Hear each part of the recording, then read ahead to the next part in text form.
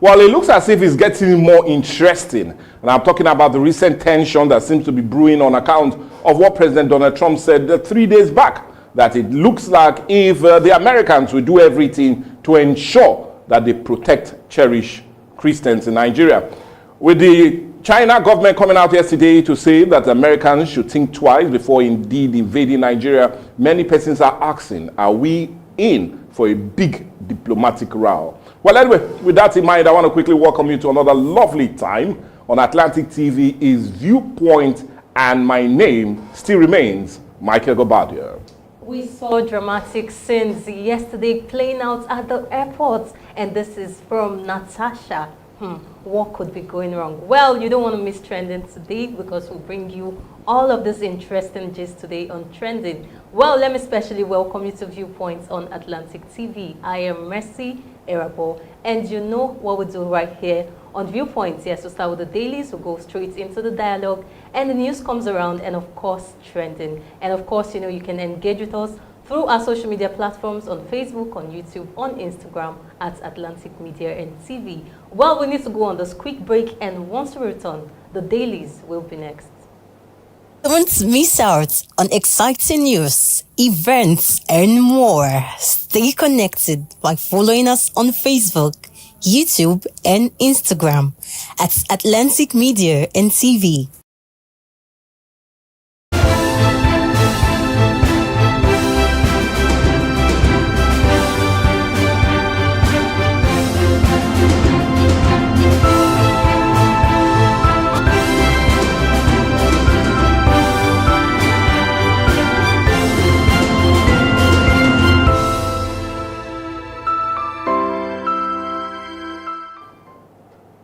Well, yes, the dailies is where we're going next. And for review today, we have 7 papers. We have The Punch, The Vanguard, The Daily Trust, The Nation, This Day, Nigerian Tribune, and also, you do know that I'll be making the rounds with The Nation newspaper. But anyway, we'll love to start first with The Punch. Let's see what The Punch has as a major one on its front page. And on The Punch this morning, the leading story reads, Nigerians to pay 1 trillion naira extra for petrol yearly. And right after that is fuel marketers oppose petrol price increase. $10 backs Tinubu 15% tariff amid inflation concerns. And we're talking about the 15% tariff that was introduced by President Bola Ahmed Tinubu just last week. But anyway, I'll tell you to get more of that story on page 29 of the Punch newspaper. Let's see if we take some other leading ones. Follow up to that, Tinubu 15% import tariff marks bold step towards $1 trillion economy. And $2 is having an advertorial right there on the front page of the Punch. Read it up, and maybe you'll be wondering, is he talking for his friend Dangote, or is just giving his own personal insight into the 15% import petrol tariff? But anyway, let's leave that for you to decide. Wike kicks as Oyo court lifts PDP convention ban is a major one on page 7. US eyes religious persecutors trial as China backs Tinubu. And I'll just tell you to read up that story more on the Punch newspaper. But remember, we'll be taking a critical look on that later on our dialogue as we really x-ray what seems to be happening. But get more of that story on page 2 of the Punch newspaper. Let's see if we take some other major leading stories still on the front page of the Punch this morning. Senate received Tinubu's request for 1.15 trillion naira loan. Is a major one you can get on page 30. Lagos policeman treated us like criminals, says tech workers on page 4 and 5. And NMPC, wow, anyway, a major one, eyes 20% stake in Dangote refinery is also a major one on page 30. But the picture of the day is that of the Nasarawa State Governor. Well, it looks as if he's also being escorted or being supported by that of, the Niger State Governor also there, as they went to the headquarters of the Nigerian Security and Civil Defense Corps in Abuja. And, you know, he's the National Economic Council chairman as it concerns dealing with the issues of security. Well, that's much you can take from the Punch newspaper. Yeah, let's check out for stories making it to the headlines of the Guardian newspaper. The lead story says, Senate probes rail derailment as new loans contract debt cause stir. More of that story is on page 6 of the Guardian newspaper. Let's see some more leading stories. PDP secures court order to proceed with national convention. That's on page 4 of the Guardian newspaper. Troops repel Boko Haram attacks in Borno, kill terrorists. That very story is on page 4 of the Guardian newspaper. A federal government orders varsities to publish yearly financial reports from the first quarter. That's very stories on page 5 of the Guardian newspaper. Let's see if we have some more leading stories still at the front page of the Guardian newspaper. Dambazua blames police for Boko Haram insurgency. That's on page 9 of the Guardian newspaper. Tinubu declares emergency in police training institutions. Well, you can read more of that on page 8 of the Guardian newspaper. Natasha immigration differ on passport seizure. That's very story will be coming later today on Trending. Well, you can read more of that on page 9 of the Guardian newspaper. Let's see for some more leading stories. The European Union, ECOWAS, China back Nigeria as Senate moves to liaise with federal government. More of that is on page 6 of the Guardian newspaper. A court gives Kanu till tomorrow to defend terrorism charges or waive rights. Well, you can read more of that on page 8 of the Guardian newspaper. Police Commission warns against malfeasance in Anambra polls. That very story is on page 8 of the Guardian newspaper. Investors unsettled lose 858 billion naira in market sell-off on Nigeria exchange. Well, that's on page 22 of the Guardian newspaper. And the picture of the day. Yeah, the picture of the day shows a derailed train, highlighting concerns over rail safety in Nigeria. It supports the headline about the Senate investigating recent rail derailments, new loans, and unresolved contract debts. Well, that's all we're taking this morning on the Guardian newspaper. Let's check out for stories making it to the headlines of the Nation newspaper. The lead story says, federal government, Nigeria will come out stronger from CPC label crisis. The writer says China, the European Union, ECOWAS, no religious coloration to countries' insecurity. Well, more of that story is on page 2 of the Nation newspaper. Let's see some more leading stories still at the front page of the Nation newspaper. Otsedola, Tinubu's 15% import tariff marks bold step towards $1 trillion economy. That very story is on page 3 of the Nation newspaper. Yeah, let's see if we still have some more leading stories. Yeah, Senate orders probe of Buhari administration's railway projects. More of that story is on page 4 of the Nation newspaper. Ibadan court OK's PDP's planned convention. Damagun petitions INEC. IG over Anyawu's suspension, invasion of secretariats. More of that story is on page 3 of the Nation newspaper. Still on page 3 of the Nation, judge orders Kanu to file defense today or be deemed to have waived rights. Well, interesting story on page 3 of the Nation newspaper. Let's see what we have as the picture of the day for the Nation newspaper. Yeah, that's the Minister of Health and Social Welfare alongside a delegation during a visit to a health facility in China. The image highlights the ongoing collaboration between Nigeria and China on health sector investments and capacity building. Well, that's all we're taking this morning on the Nation newspaper. Well, the Daily Trust is where we're going next, as I know you trust us in giving you updates on what seems to be happening on the dailies this morning. And on the Daily Trust this morning, the leading story reads, misinformation behind U.S.-Nigerian tension, and this is accredited to experts. Allies declare support, but I'll tell you to support more of that story on page 3 and 4 of Daily Trust newspaper. Let's see if we take some other leading stories. Tinubu seeks National Assembly approval for 1.15 trillion naira. It's a major one on page 11. And what you get on page 28, Eurobond remains stable amidst Trump's threat.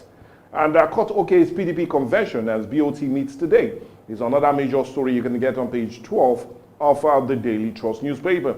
Let's see if we take some other major story. Woman kidnaps self to extort money from husband. Well, it's a funny story you can read up on page 4. Contractors protest at National Assembly over debt. And well, let's get in depth of that story on page 38. DSS sacks over 100 officers is a major screamer on page 4. And Arewa Consultative Forum marks Silver Jubilee, seeks support for development initiative. It's a major one you can get on page 10. And also, funny enough, the picture of the day on the front page of the Daily Trust this morning. That's much we can take from the Daily Trust. Yeah, that's what we have on Nigerian Tribune.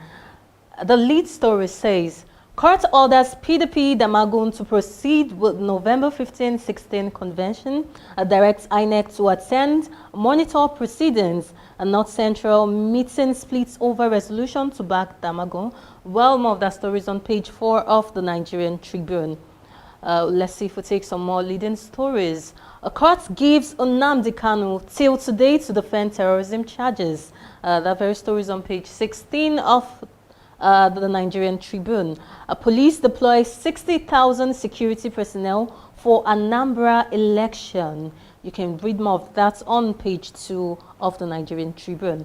A CBN to raise 650 billion naira in 1st November Treasury bill auction. That very story is on page 5. DSS dismisses 115 personnel. That's on page 16 of the Nigerian Tribune. Waking, swimming, cycling best exercises to ease new arthritis pain. This is coming from scientists. Well, you can read more of that on page 2 of the Nigerian Tribune. Let's see what we have as... Okay, we still have some a leading story, a major one. Trump's threats, China, the European Union, ECOWAS back Nigeria. We have a lot of riders to that. We will emerge stronger. This is coming from federal government. Tinubu declares state of emergency on security institutions. We oppose using religion as excuse to interfere in other countries' internal affairs. This is coming from China. Nigeria's violence driven by multiple factors, and this is coming from the European Union. No religious genocide in West Africa. This is coming from ECOWAS. Support Nigeria's fight against insurgency. Abdul Salami tells the U.S. Well, more of that story is on page 3 of the Nigerian Tribune. Reps in rowdy session over Lagos Trade Fair probe. That very story is on page 3 of the Nigerian Tribune. Let's see what we have as the picture of the day. Yeah, that's the Catholic Archbishop of the Diocese of Abuja, Most Reverend Archbishop Ignatius Kaigama. He paid a courtesy visit to President Bola Ahmed Tinubu at the presidential villa in Abuja on Tuesday. Well, that's all we're taking this morning on the Nigerian Tribune. Let's see what this day has for us today. The lead story: China rejects planned U.S. military action. European Union says it stands by Nigeria. We have lots of riders. Idris assures inconsistent narrative will be handled with utmost seriousness. Toga to Trump. A state-backed religious persecution impossible under Constitution. Afenifere, Trump's threat aimed at forcing Tinubu to negotiate. Well, you can get more of that story on page 32 of this day newspaper. Ibadan court approves court's conduct of PDP convention, orders INEC to monitor. Parties board wades into leadership crisis. Youth leaders pledge support for new chair. Damagun orders NWC members rights electoral body, and this is coming from the IGP. Well, you can read more of that on page 32 of this day newspaper. The Chini powerful ex-US VP who pushed for Iraq war dies at 84. That very story is on page 32 of this day newspaper. Tinubu seeks Senate approval for fresh 1.15 trillion naira domestic loan to fund 2025 budget deficits. And we'll have lots of riders to that. Akpabio, part of borrowing will be used to pay local contractors. A red chamber sets up panel to probe multi-billion-dollar railway projects under Buhari.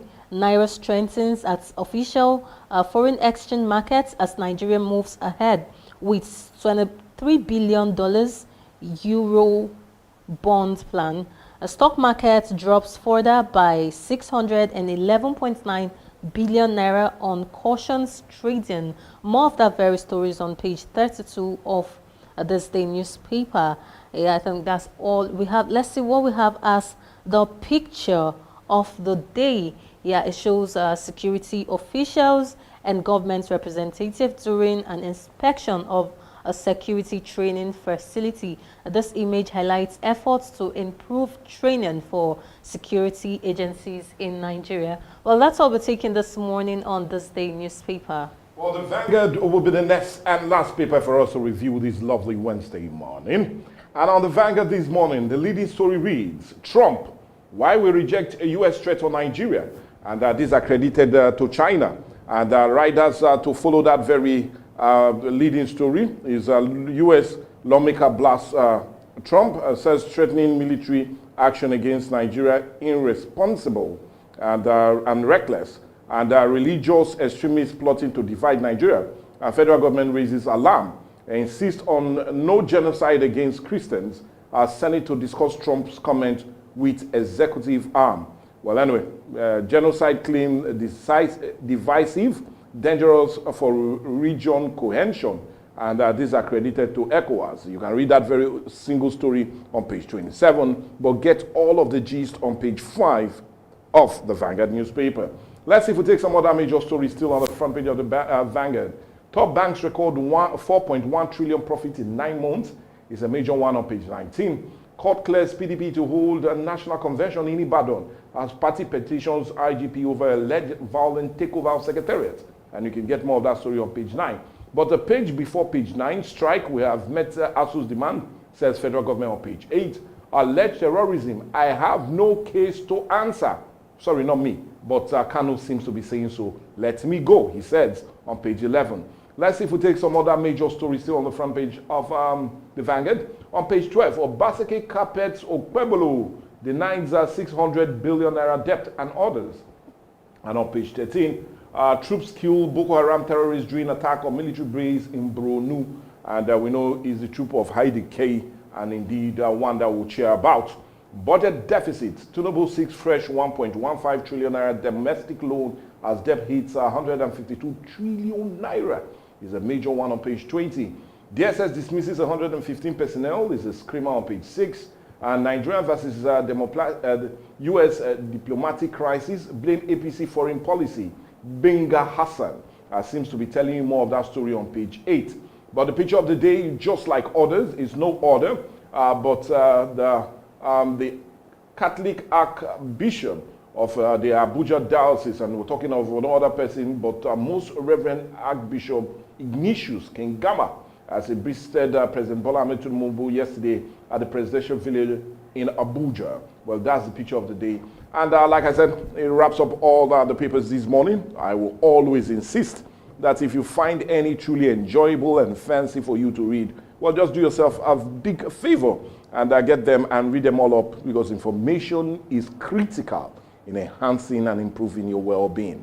But talking about well-being, it is only right that we go on that break. And when we come back, remember the dialogue will take center stage, but also the news will come around at 10 as much as what will trend will definitely trend. But let's go on the break. Dialogue will be next right here on Viewpoint on Atlantic TV.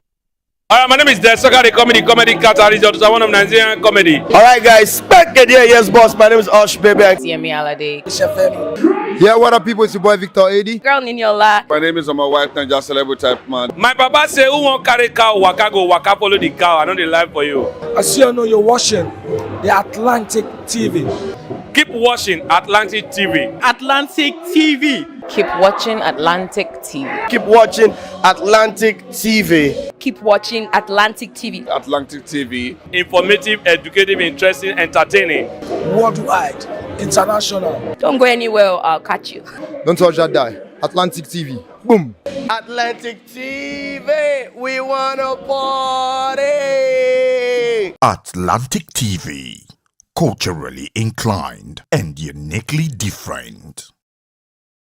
When the lights go out Who do you call? Ticado! Ticado Energy Solutions Limited. Your plug for electrical power, surveillance system, and entertainment.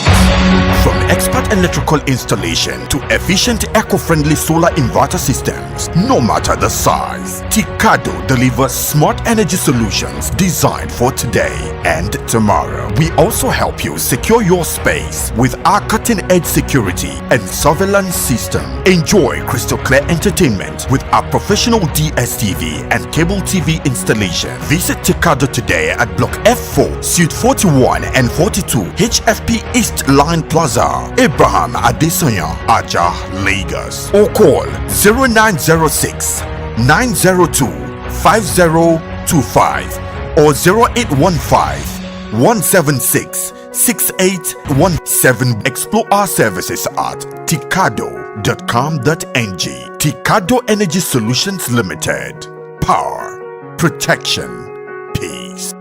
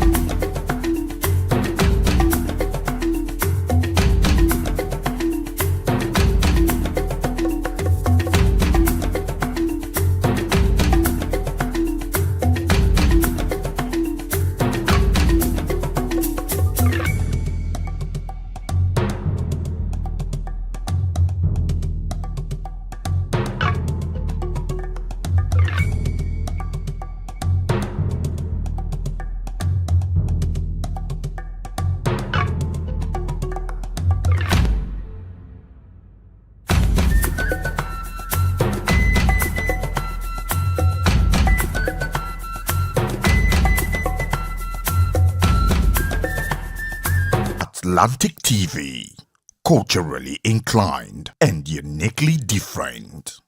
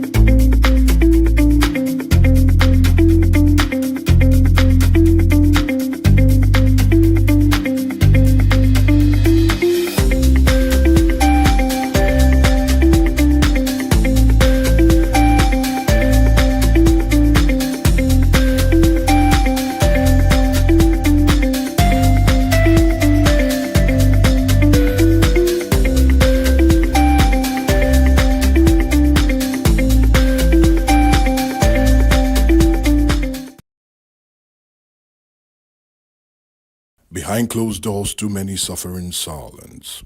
Too many lives are scarred by violence in the very place that should bring peace, the home. Domestic violence is not love. It is pain. It breaks trust, destroys lives and families, and steals futures. Domestic violence is not a private matter. It's a violation of dignity, and it must end. Because hitting a woman does not make you a man, but correcting her in love and staying in peace with her is God's plan. Together, we can raise our voices, protect the vulnerable, and rebuild lives. Say no to silence. Say no to fear. Say no to domestic violence. Powered by Atlantic Media and TV. Every year, millions of lives are stolen, dreams cut short, futures traded in silence. Human trafficking is a modern-day slavery. It hides in plain sight, tearing families apart and trapping the vulnerable in fear. But together we can end it. Together we can protect, we can rescue, and we can give hope. Say no to exploitation. Say no to slavery. Say no to human trafficking. Powered by Atlantic Media and TV.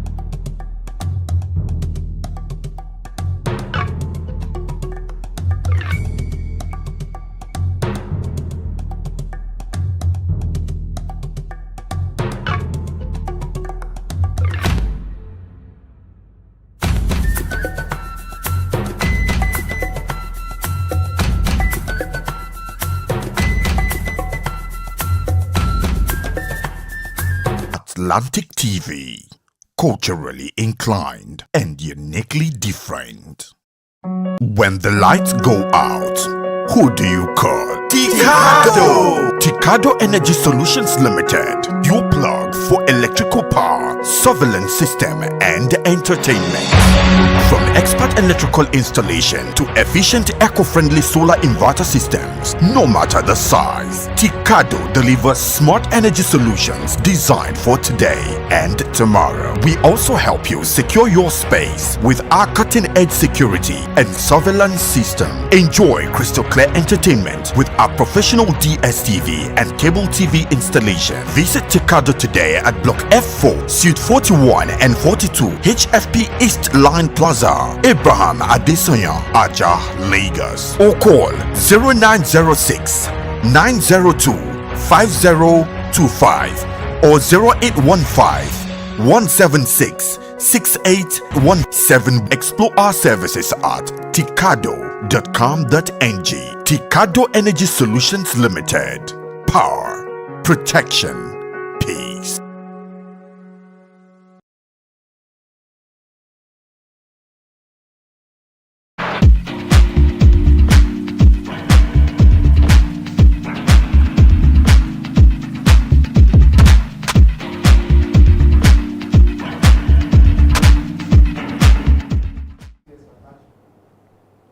Following its designation of Nigeria as a country of particular concern, the United States has said it will work with the federal government to take decisive action amid arresting perpetrators of religious violence, particularly those killing Christians and rescuing those held hostage.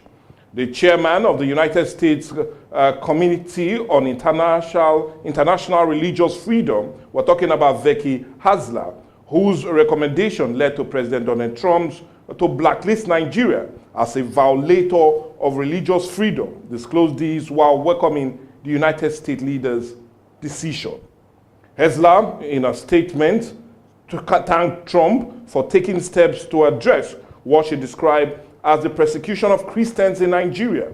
A major move. China, however, voiced strong support for Nigeria and criticized what is called foreign interference in the country's internal affair by the United States.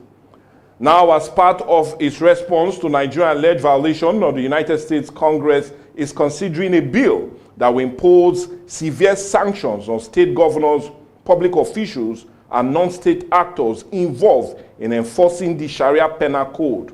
The bill, sponsored by Republican Senator Ted Cruz, also which has passed second reading, is ready to be referred to the Senate Committee on Foreign Relations for further consultation. The proposed legislation also targets terrorist groups and individuals in purporting the Islamic laws in the country. Now, since President Trump's declaration of Nigeria as a country of particular concern, there have been heightened tension between both nations and a growing call for the federal government to be diplomatic rather than confrontational in dealing with the U.S. But more call has also been made to the federal government to do more as it concerns securing the life and properties of every Nigerian, irrespective of its faith. But how can this be done is what will take center stage on the show today. And that's what we're talking about, federal government dealing with the issue of securing lives and properties of every Nigerian. And that is what we are having as a major discourse today on Dialogue. We're talking about the federal government dealing with the issues of securing the life and properties of every Nigerian, irrespective of their faith. Anyway, to help us talk about this, as indeed it concerns security, we have no other person but a security expert joining us all the way from Asaba. And we're talking of no other person but Mr. Omojefe Edafe. Good morning and welcome to the show. Hello? Mr. Omojefe Edafe. Good morning. Thanks for having me. And good morning. Good morning. Okay, I can barely hear you here. Can you hear me? Okay, let's see how we can really reconnect with him as he joins us to really look at this very issue.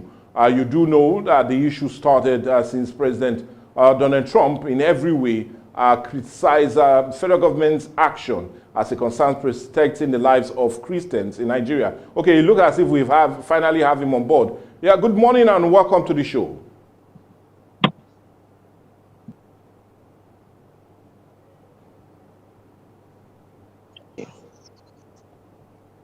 Okay, we're trying to see how we can reconnect that, and when we do, definitely we'll be diving deep into the discourse.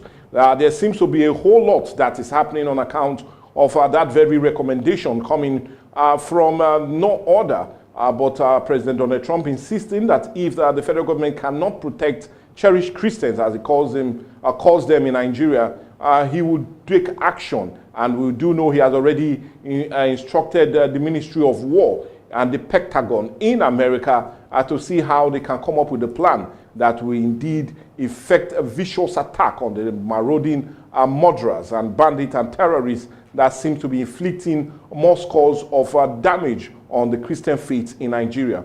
Like I said, we still have no other person but our own security expert joining us all the way from Asaba. He would have been here, but he's joining us virtually to really help us look at this very disturbing trend. And when he does, we'll definitely bring him on board. But you also do understand that the issue seems to be trending as it concerns what the federal government needs to do to avert that impending disaster that seems to be coming or would come on account of it. Now, it looks as if we have our guests finally joining us. And it looks as if we're also having issues of our connection. But like I made promise, when we finally do have him on board, we'll definitely bring him to join us and discuss about this.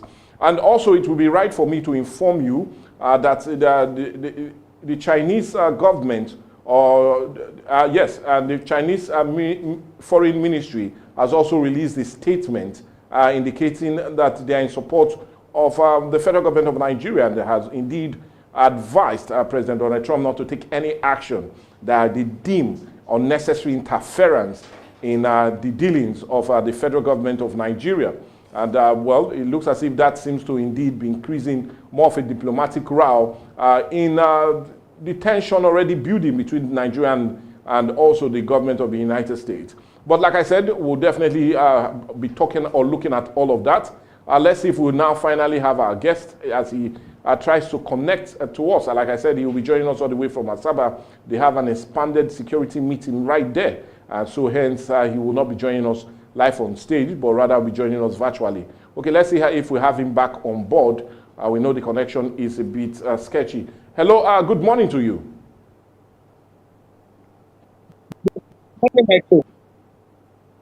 Good morning. Can you hear me now? Yes, I can hear you better. I can hear you very loud and clear. Oh, nice to have you on board. Sorry for all that misconnection. It's all about the network, but thank you for joining us. Now, before we go into what the federal government needs to do to better secure the lives of Nigerians, I want us to first look at that very threat coming from no other but President Donald Trump. You will still remember in 2019, and they designated Nigeria as a country of particular concern and instrumented that in 2020 during his first tenure as president of the United States. So it's no surprise that many feel this is happening. But in your own reaction, what's your reaction to this recent push by President Donald Trump to indeed attack those terrorists that they feel should be attacked on account of killing Christians in Nigeria? I just want your whole reaction to all the melodrama that seems to be unfolding.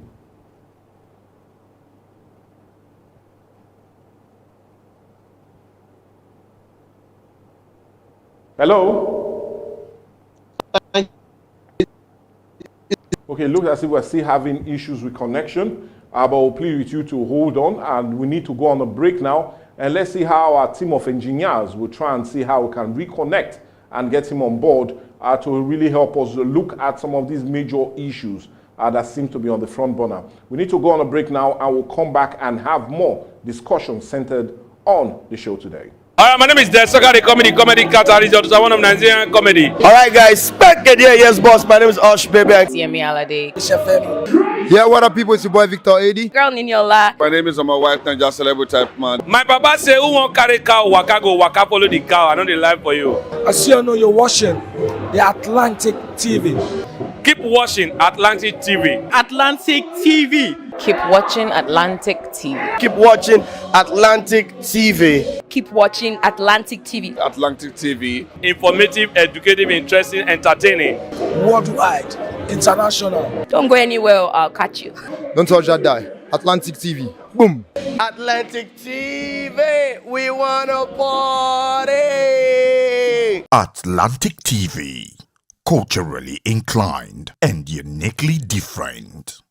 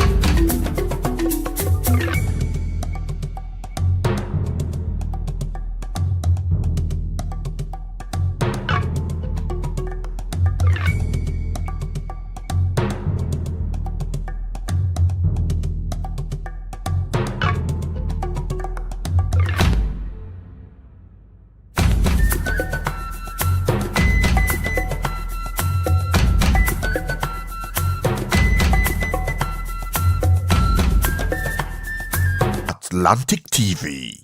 Culturally inclined and uniquely different. Don't miss out on exciting news, events, and more. Stay connected by following us on Facebook, YouTube, and Instagram at Atlantic Media and TV.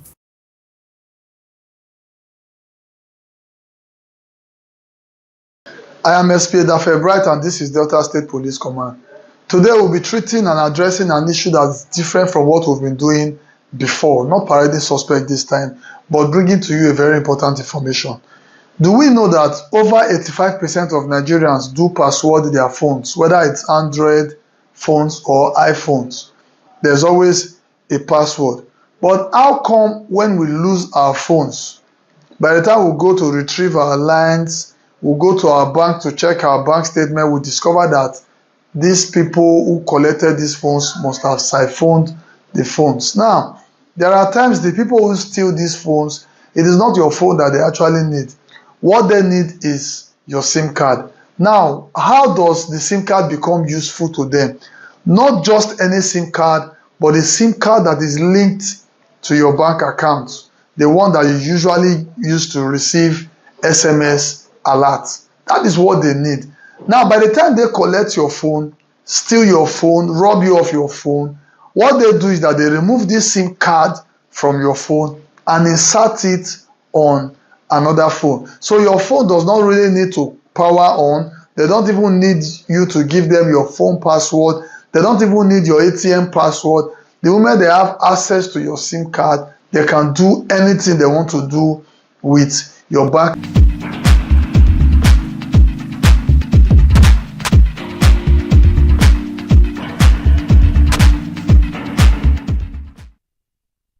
Well, welcome back, and indeed, you're still with Dialogue today. We're looking at the issue that seems to be brewing between Nigeria and the United States of America, especially coming, or rather, after that very a statement coming from no other person but President Donald Trump saying that the Nigerian government needs to do more, and if they do not, as a concern protecting the life of cherished Christians, as he called them, he will definitely have to take action on account of that.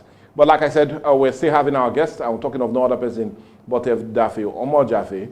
He's joined us all the way from Asaba, and we do know we've been having technical, or rather network issues, but it looks as if all of that have been resolved. Let's bring him on board. Good morning to the show, sir. Good morning, Margaret. Good morning. Well, nice to have you on the show. Now, let's quickly go to it. I want your reaction as it concerns what President Donald Trump said in designating Nigeria as a country of particular concern. Like I said in my earlier question, this is not the first time he's doing it. Rather, this will be the second time. When he first came into power, he designated Nigeria as a country of particular concern in 2020, and now doing it again in 2025. What's your reaction as it concerns that? Do you feel he's right to do so, or do you feel, well, maybe he has other motive in ensuring, or rather labeling Nigeria as a country of particular concern?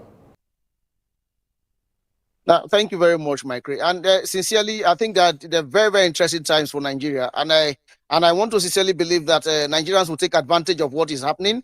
And to me, it's a welcome development, not basically because I think there's a genocide against Christians, but it's a wake-up call to all various stakeholders to be able to fundamentally handle and look at the critical questions, the Nigeria questions. How do we go about our laws? How do we go things to be done? We're in a global world, Mike. We are in a global world wherein, for instance, out there on it, so you're not going to blame Trump. Trump he's a president of one of the greatest countries in the world, and they have access to these information that we have, or we don't even have that here, and this thing has the laws of Nigeria. Basically, we're supposed to have the Constitution of the Federal Republic passes every other law, and you understand that there have been other conflicting laws, probably the Sharia law that has been in conflict with the Constitution of the Federal Republic, and which one supersedes the other. You understand that in Nigeria now a lot of things are happening that the global community is aware of. So for Donald Trump, I think sincerely, I may not support him holistically, but I think that what he is doing is a wake-up call to Nigerians for us to be able to stem and handle issues that needs to be discussed. So I think fundamentally we need to look at the institute, at the Well, anyway, I feel yes, you feel he's in order in doing that. Now, President Donald Trump said he's most likely going to attack them in a very vicious manner.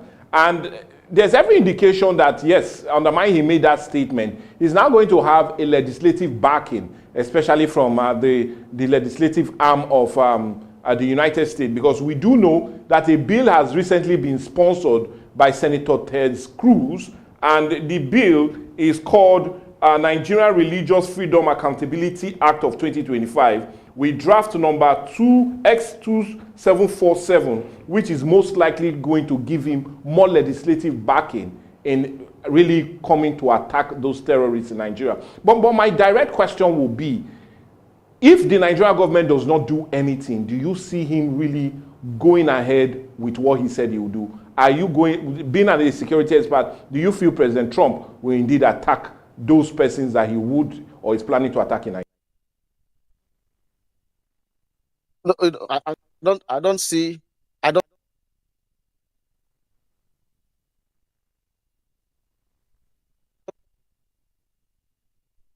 Mr. Edafe?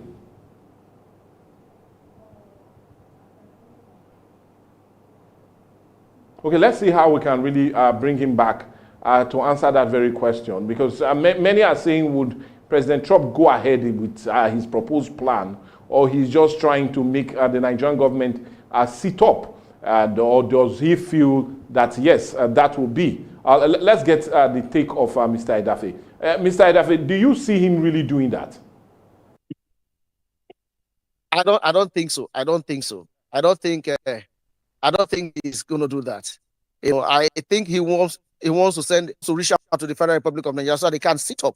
You know, send a message to the Federal Republic, the president and the CEC and the entire government to sit up and to be able to strategize. I think it's time the president himself sets up a high diplomatic envoy to dialogue with the. Can you hear me? Can you hear me? To dialogue with the. Can you hear me? Go ahead. Hello, sir. Can you hear me? You can hear me. Yes, go ahead. I think We can hear you. Go ahead. the Federal Republic of Nigeria needs to set up. They need to take high-powered diplomatic commission to the government of the United States of America and basically be able to like tell him your help. We need your assistance in this area, and so that we'll be able to curtail and check the SSCs, the elements who are hell-bent on destroying this country. A God-given country that God gave to us that was supposed to be a wonderful place of abode.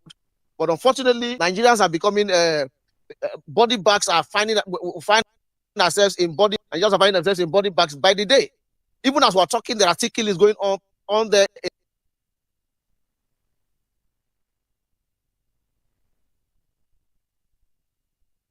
In the middle of denying whatever is happening, the American government, and tell them, okay, we deserve your help.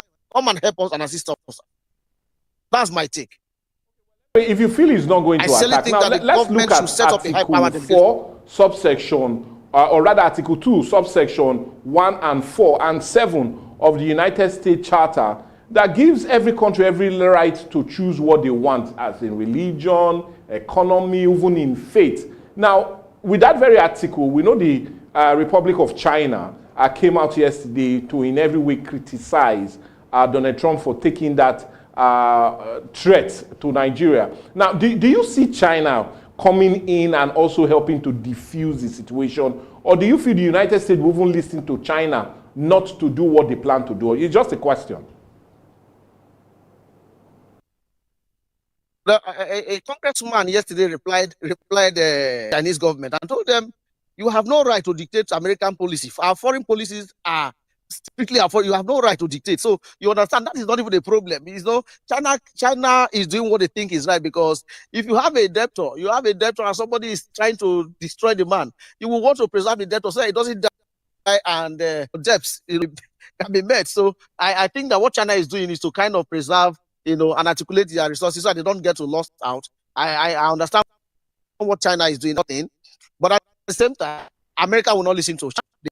the Americans are the Chinese government came out against Iran, against America in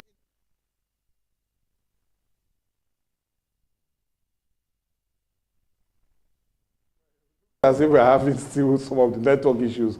But I needed to laugh because it says the Chinese government is trying to see how they can secure their debtor, and knowing that Nigeria is owing a whole lot to the Republic of China. But let's leave that and come to another major speculation. Now, there's this growing speculation that the United States is putting a threat on Nigeria because they want to put their military base right here in Nigeria. And somebody that is even raising that speculation more is no other person but Lieutenant General Abdulrahman Dambaza, retired. You know, he's a former chief of army staff and ex-minister of interior. Now, I want your reaction to that. Do you feel American is trying to put a pressure on us, all in a bid to establish their military base here in Nigeria after they are exiting in Niger and other part of the continent?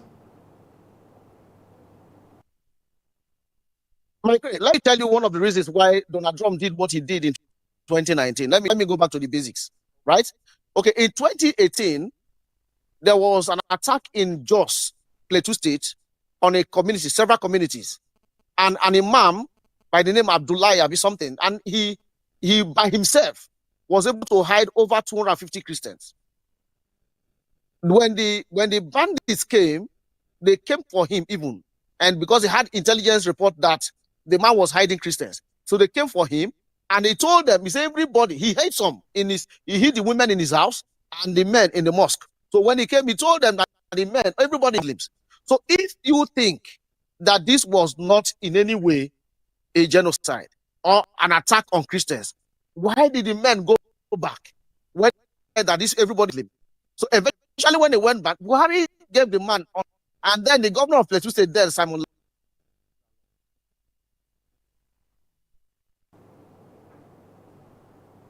Okay, we'll try and bring him back. Yeah, go ahead. Was present.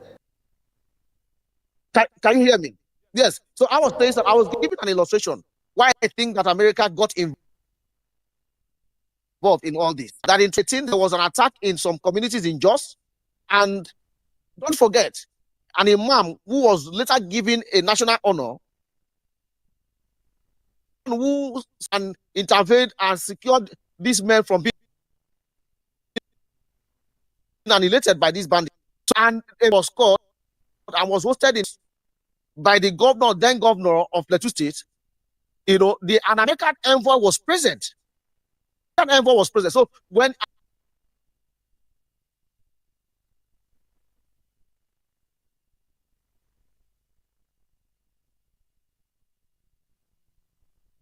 as if we're still really having issues with the network, and you do know because of the distance, we're really having issues of connection and getting to hear him. But let's see how we'll bring him back, because we really want to understand what needs to be done now, knowing that we're really having serious issues with the United States government on account of the killing of many Nigerians, perceived cherished Christians, according to the government of the United States. Okay, let's bring him back and let him give us more of the answers that we truly need. Yes.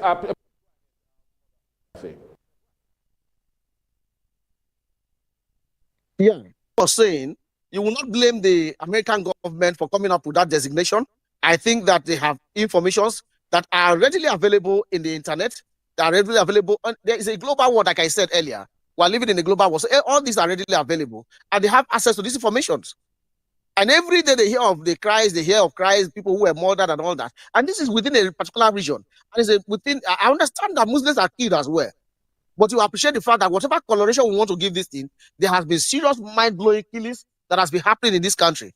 And I think it's high time, you know, the issue should be addressed holistically. It's high time the Nigerian government take advantage of what is happening now, reach out with a diplomatic envoy to the American government and tell me to do this. You can help, we can, you know, this kind of thing can happen. So I think that what we should be doing, what the government should be doing, is to reach out via a high-powered diplomatic committee set up and be able to, like, okay, see what we can do. This is what we can do to save the situation, rather than begin to think of how we can engage America in anything we want to do.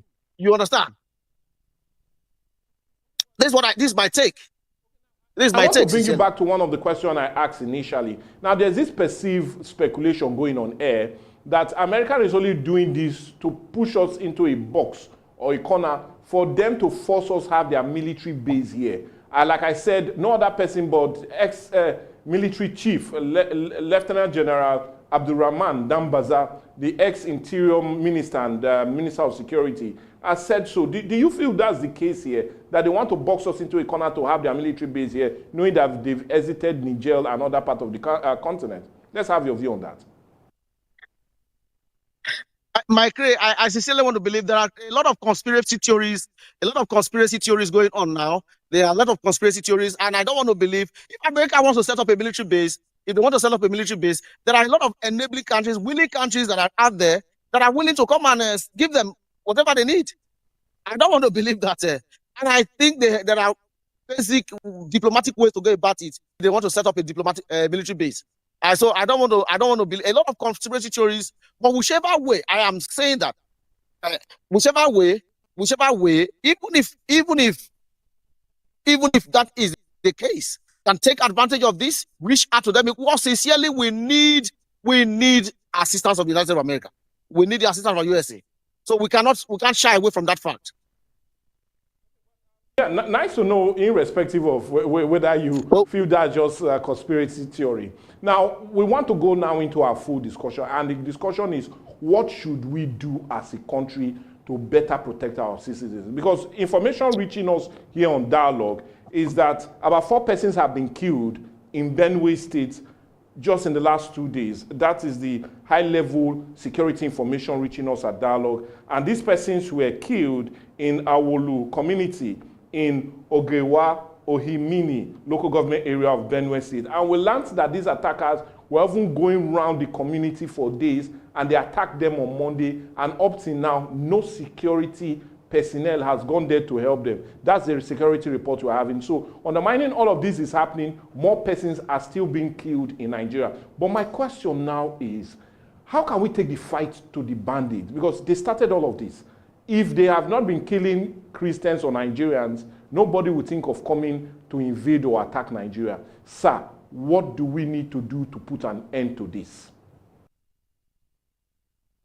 Like, sincerely, what we think we need to, like I've always said on this platform, we need to be more proactive. We need to do the things that are expected of us, and we should take away and make sure that those who are saddled with responsibility of governance, those who are the end users of intelligence, should be more decisive, and they should endeavor to should have the political willpower to do what they ought to do. Because like I said, there was some time there was a report, during that Yalewa killing in Benue State. The truth, there was an American body that said they had intelligence to the fact that there was going to be an attack, an attack of this nature, and they reached out to the Nigerian government and they told us, okay, this is going to take place, this is going to happen within this specified time, and they even gave them 5 hours notice. And unfortunately, there was even Nigerian army presence within the radius of about less than 100 kilometers that would have been able to access the place in less than an hour. But unfortunately, they did nothing. And the American government are aware that these are things that ought to have been done, and there's more that has to be done. So we need to be proactive. Like I said, we need to have the political willpower. We need to be proactive to be able to handle all these excesses. That's what I think, sir.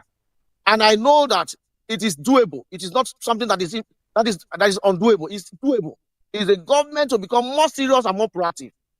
We should be decisive in our actions. That's what I think. Just in the early hours of Tuesday, Operation Haidike killed or neutralized about 6 bandits. And as they were trying to repel some of these bandits really attacking Malam Foturi area of Borno State. But my question is, all of that happened because they had intelligence that these bandits or terrorists were coming to attack the military base. Now, what do you feel we should do? Should we seize the moment in actually talking to America to help us on the issue of intelligence gathering, and not only that, but the issue of giving us more sophisticated weapons to help us deal with this problem? Should that be the way to follow now or to go rather than this unnecessary confrontation? Like I said earlier, if you heard what I said earlier, I said it's high time Nigeria take advantage of this, take advantage of the interest that has been displayed by the President of the United States of America and be able to reach out through a high-power diplomatic delegation and be able to just lay these issues down and tell them these issues are beyond our hand, and the system has been so sabotaged in such a way that we need the presence of a high I listened to a House of Rep member who was saying that during the time of President Goodluck Ebele Jonathan, that mercenaries were employed, and the mercenaries were able to decimate these elements until there was a far cry, high level cry against seriously against the government, that they were killing the Northern Muslims. So you see, what I'm saying is that it's about the willpower, and at the same time, we'll take advantage of the American government's interest, cry out to them, reach out to them, and be able to discuss with them on the way forward. So I think instead of us, casting aspersion and casting blames, we should take advantage of this interest of Mr. President of America and reach out to American government and ask for their help.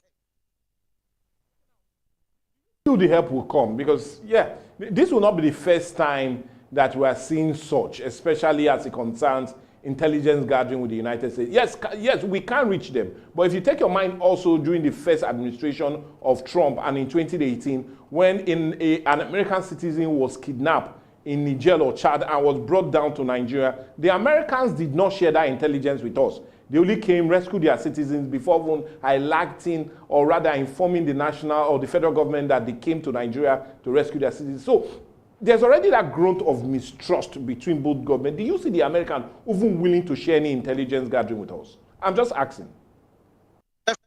Definitely not. Definitely not. There is a lot of sabotage within the downline, from the NSA down to the operational theaters. The system has been so sabotaged. There is no way you expect the American government to share any kind of intelligence with the Nigerian government. Not at all. It's not possible. It has happened before. We had that same problem. That was why the Jonathan government did reach out to mercenaries, and that was why they employed the services of mercenaries, to prosecute the war then. So it's not possible. I don't think the American government may want to share intelligence with the Nigerian government. Not at all. I don't think so. They wouldn't want to do that, because there's a lot of sabotage. So we are most likely not going to have them cooperate with us. So will be there any need for us going out to reach out to them? Is a question. When you feel they will not in every way want to work with us. There is a need to reach out to them. They can, if they don't give us, if they don't share intelligence, they will give us the technical manpower. They give us the technical abilities, the technical manpower to handle whatever we are. So we can make a case. That's what I'm saying. Let it be high power delegates, high diplomatic power that involves elder statesmen and all that can come together, and seasoned and well recognized and seasoned administrators in the theater, the operational theater of battle, that can handle this discussion. Not just basically the politicians we see, day-to-day politicians. Mr. President should reach out to critical stakeholders so that we can have these things sorted out by the American government. There's also this growing call that this is beyond something that military might will crush. And there's this growing call for, like you said, a critical security summit, and for us to come on board.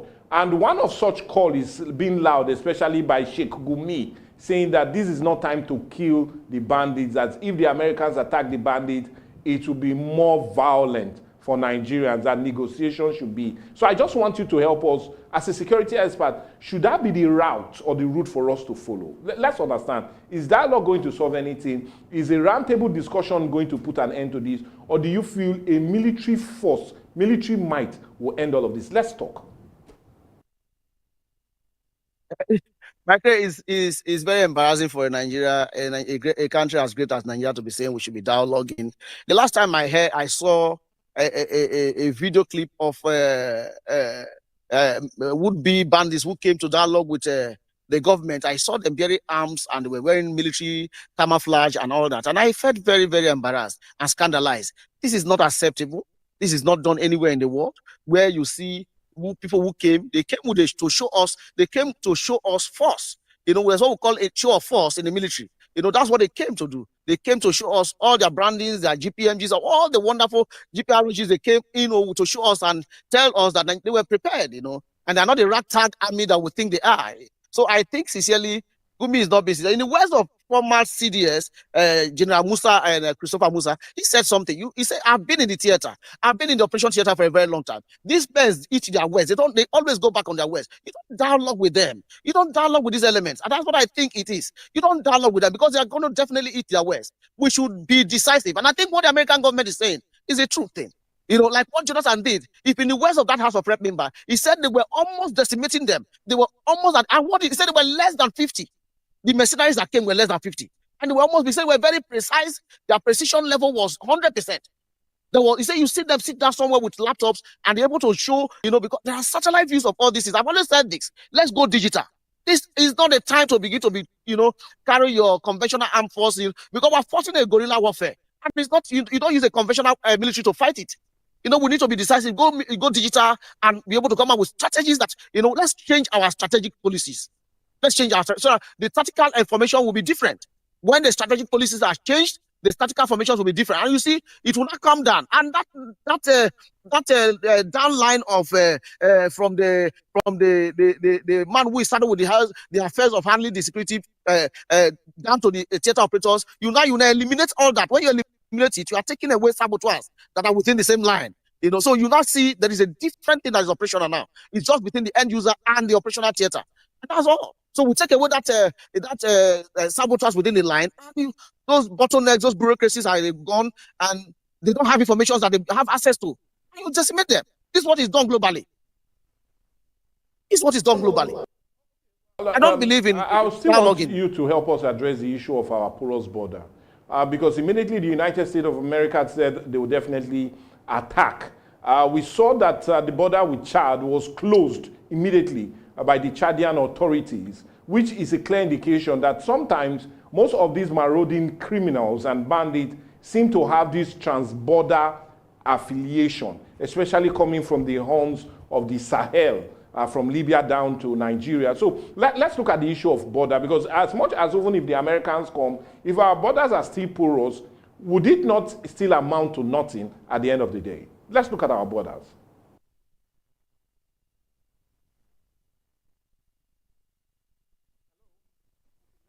Bring him on board for him to really help us understand how really effective proper border control will be in dealing with this problem that we seem to be faced with.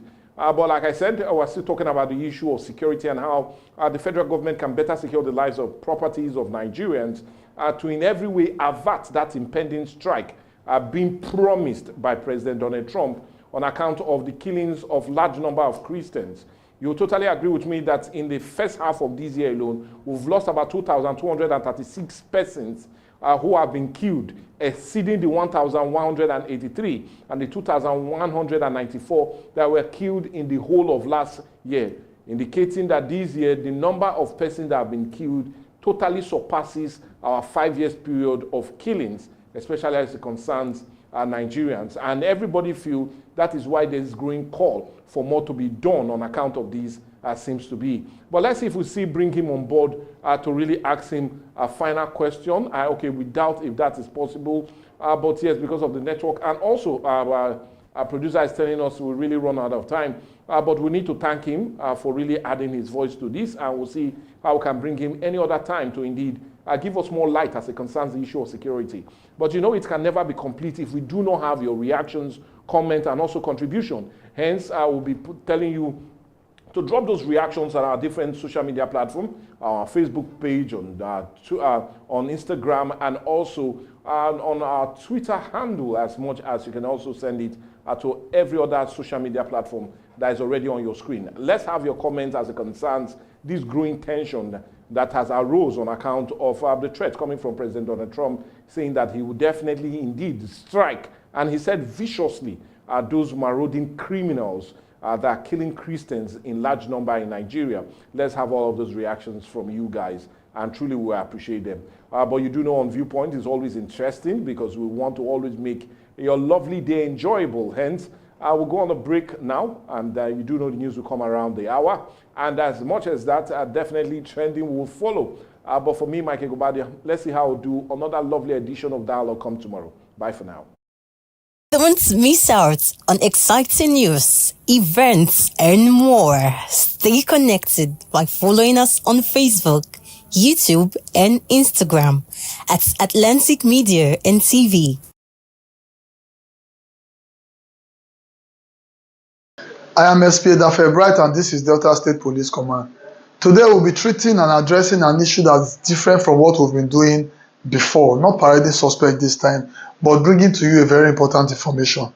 Do we know that over 85% of Nigerians do password their phones, whether it's Android phones or iPhones?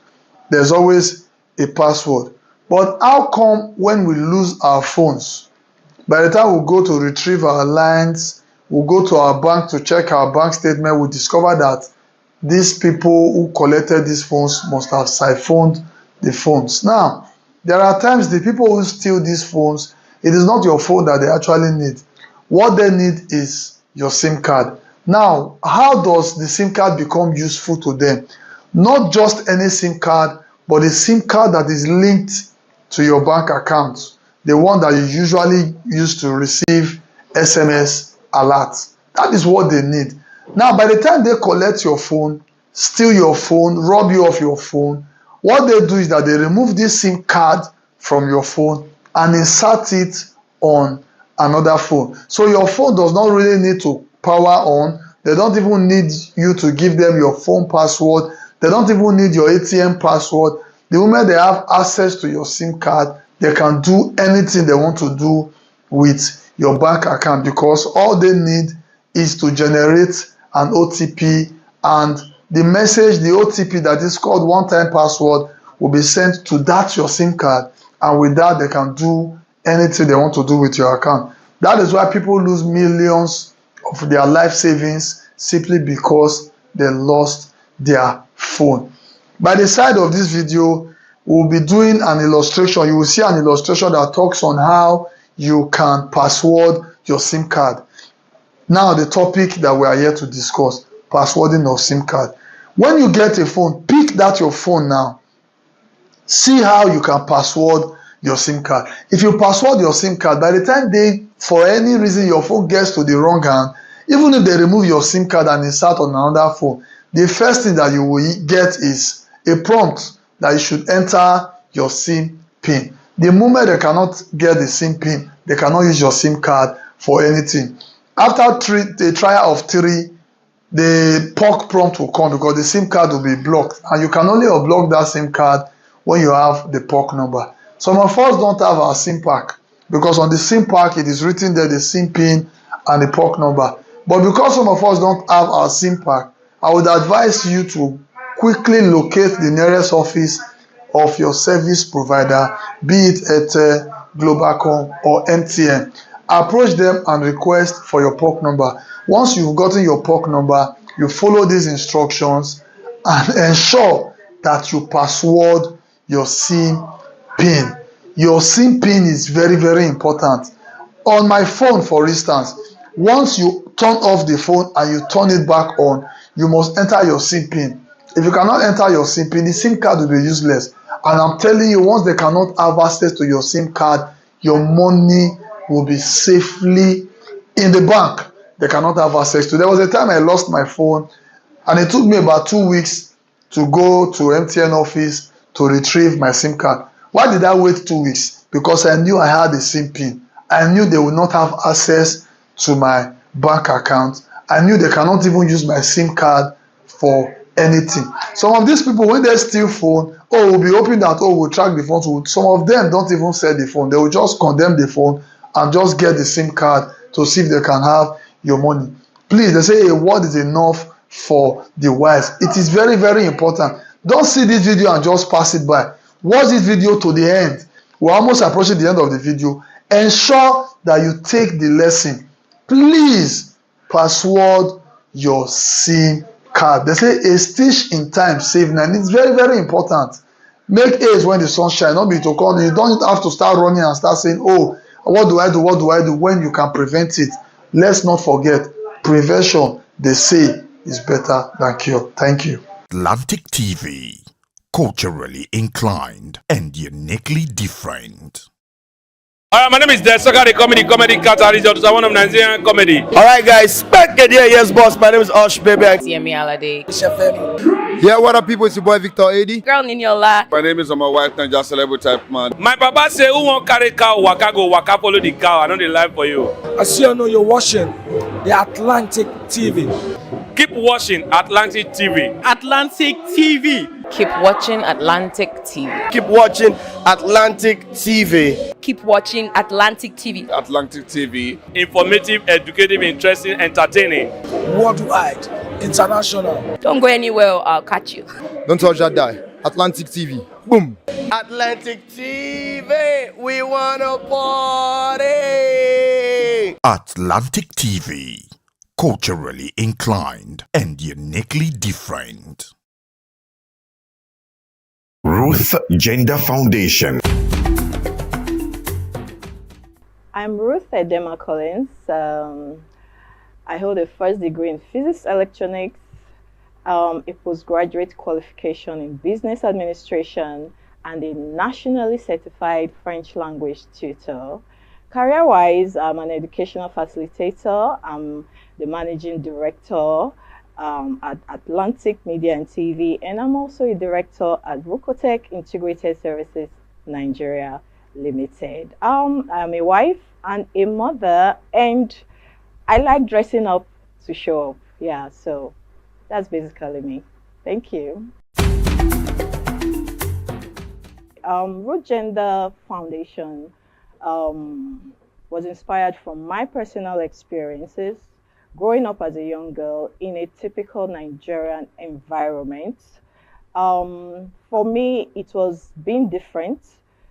It made people bully me, abuse me, and harass me. I was always misunderstood and underrated. Root Gender is a foundation that is dedicated to building confidence in the Nigerian girl child through educational and inspirational programs, like supporting programs that promote girl child education. We also organize physical exercises for our young girls for the overall well-being of their mental and physical states, and also for the acquisition of self-defense skills. We also sensitize girls on laws that protect them. In our constitution, a lot of girls do not know that they have rights, that there are laws that protect their interests in Nigeria. Hence, they are vulnerable, they are living in fear, which is stopping them from reaching their full potentials. So we sensitize them on the laws that protect their interests. This, like I said, is visioned towards building confidence in the Nigerian girl child. So that is just a wrap up of what we do at Root Gender Foundation.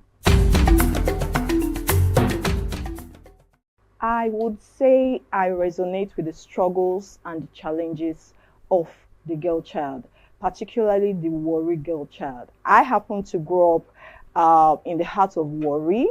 I'm from an average background. My family is an average one, but I experienced a lot. Like I said, I was bullied, I was overlooked, I was harassed for being a different child, for daring to be different, and nobody was taking note and tapping into my potentials. So my interest for the girl child is I would love to be a voice for the girl child. They need people to believe in them. They need people to speak for them. I also want the Warri girl child to know that there is hope beyond the reef. I want them to see the bigger picture.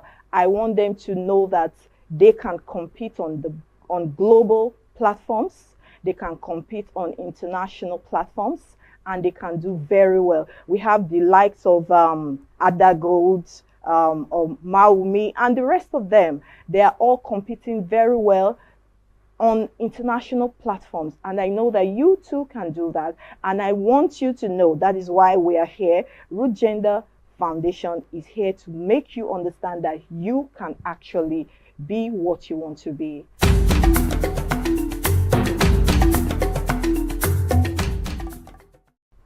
As part of our objectives at Root Gender Foundation, we are dedicated to promoting girl-child education. Like I said, I represent the brand Warri Girl Child. I represent the brand the African Girl Child because I have gone through the struggles from there to here. So giving 2 million to the best female participants is just a way to share them on. It's just a way to make them know that we believe in you. I believe in you. You can look up to us. We are sharing you on. It is not about the money.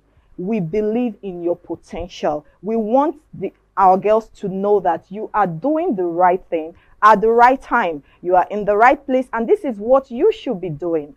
That's why we are supporting you, and we will always be here to support you. Girl-child empowerment to me is enforcing laws that protect our girl child. You know, my NGO, we've been pursuing a bill that we will see to be passed. We are asking that our girls should be allowed to carry pepper spray as weapons of self-defense. Because if you look at it, our women have nothing to protect themselves. They are just there by the grace of God. So we are pursuing laws that will protect the girl child. So empowerment, girl child empowerment to me is enforcing laws that protect the girl child, educating the girl child on time and money management, financial literacy, and equipping them with self-defense skills. Also, access to quality education. This to me is girl child empowerment and nothing more. A girl child must possess effective communication skills. They should be able to communicate effectively. A girl child should be financially literate. She should know how to manage her finances, and she should also know how to manage her time. Yes. Also, most importantly, another skill is self-awareness. It's important for our girls to know who they are, to believe in themselves. That's the vision of our NGO, building confident girls that can achieve their full potentials in Nigeria. That is our NGO's vision. So yeah, those are some of the skills I believe that the girl child should possess.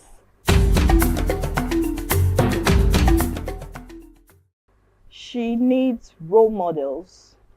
She needs people that have dared that path and have made it. Our young girls need role models. That's why we have to do better. We have to do the work. We have to bridge the gap. We have to share them on like we are doing. You can achieve your dreams. First, you have to make education your best friend. Every effort you put into learning will always be there for you, to never fail you. Boys will break your heart, people will break your heart, but every effort you put towards learning anything, everything will always come through for you. So for you to achieve your dreams, look towards the right people, look towards the right direction. There are people that have achieved in that route. I will encourage you to look up to them, learn from them. That is just the way to achieve your dreams.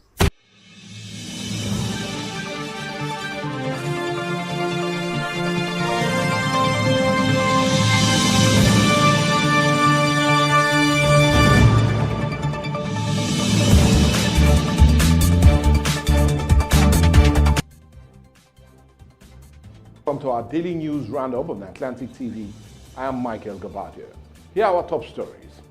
Nigeria reaffirms African security commitment. APC sweeps Niger local government polls as PDP wins 3 seats.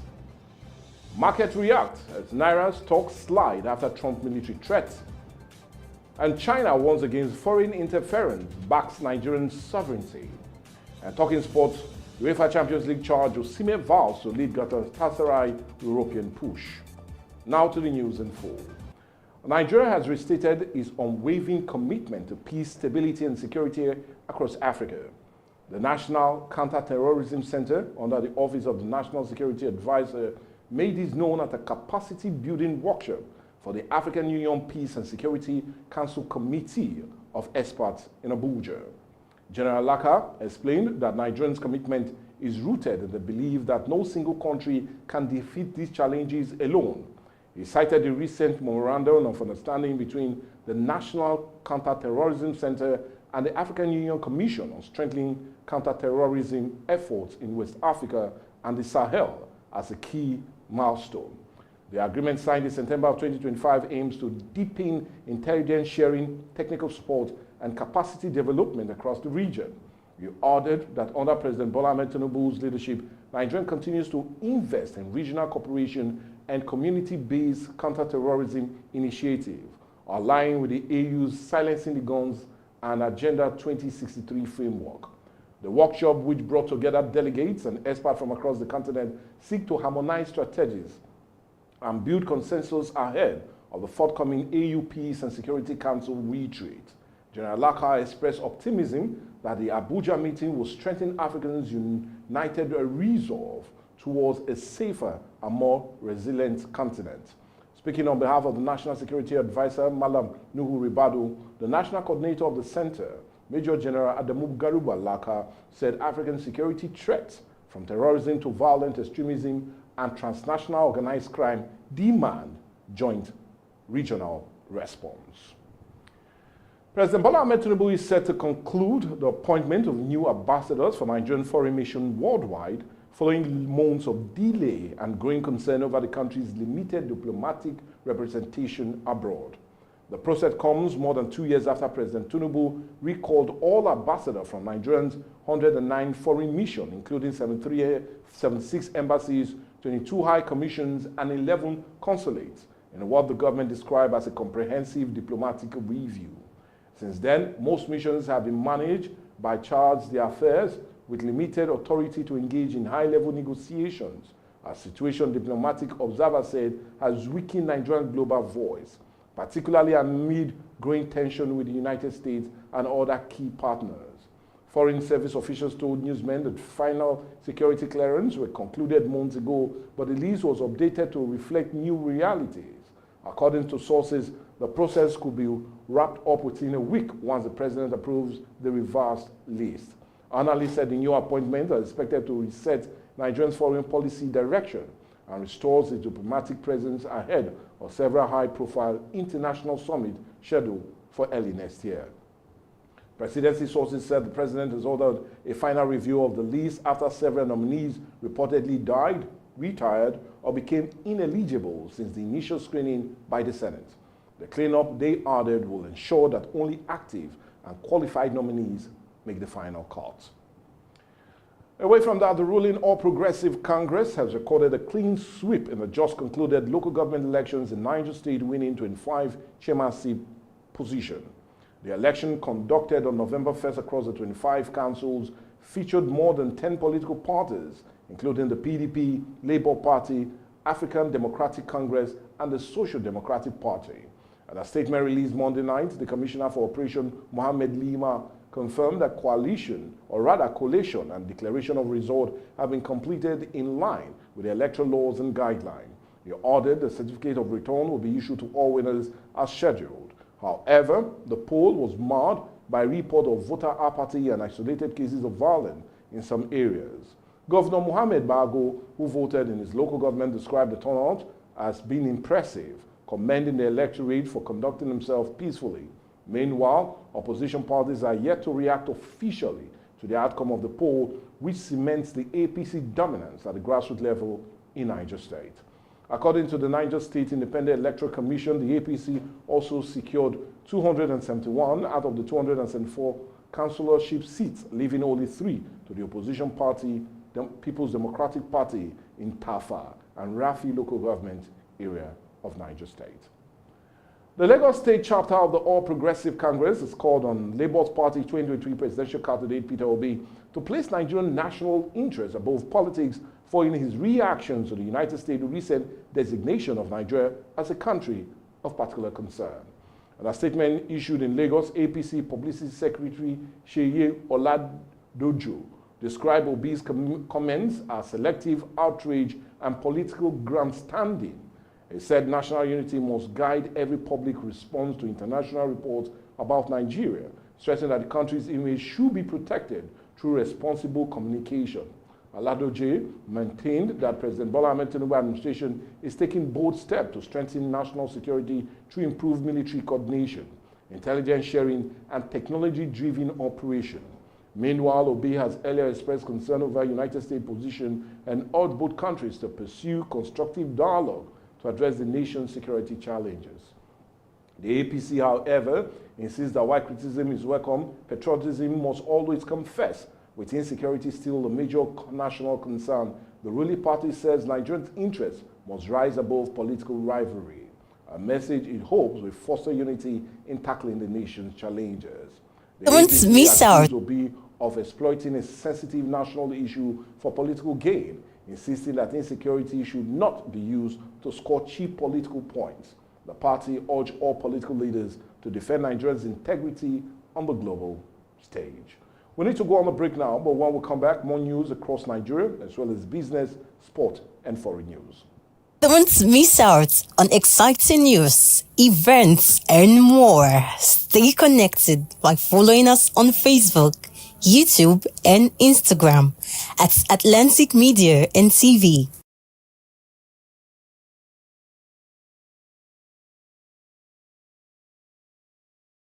Alright, my name is Desoka, the comedy catalyst, one of Nigerian comedy. Alright, guys, back again. Yes, boss. My name is Osh, baby. Yemi Alade.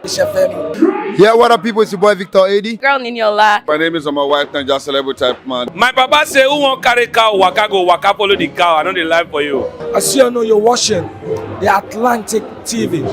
Keep watching Atlantic TV. Atlantic TV. Keep watching Atlantic TV. Keep watching Atlantic TV. Keep watching Atlantic TV. Atlantic TV. Informative, educative, interesting, entertaining. Worldwide, international. Don't go anywhere, I'll catch you. Don't touch that die. Atlantic TV. Boom. Atlantic TV. We wanna party. Atlantic TV. Culturally inclined and uniquely different. Welcome back. Now the rest of the news. Nigerian financial market opened November on a shaky note as both the Naira and equity suffered losses following a controversial statement by the US President Donald Trump, who threatened possible military action against Nigeria over alleged religious persecution. The weekend tension began after President Trump, in a post on Truth Social, accused Nigeria of Christian genocide and directed the US Department of War to prepare for possible action. The statement triggered panic in markets at the Nigerian exchange. The all-share index slid by 0.25%, trimming year-to-date gains to just 50%. Oil and gas, insurance, and banking stocks all closed lower, while only consumer goods recorded a modest gain. Bond traders also reacted, with yields on Nigerian Eurobond rising as investors dump riskier assets.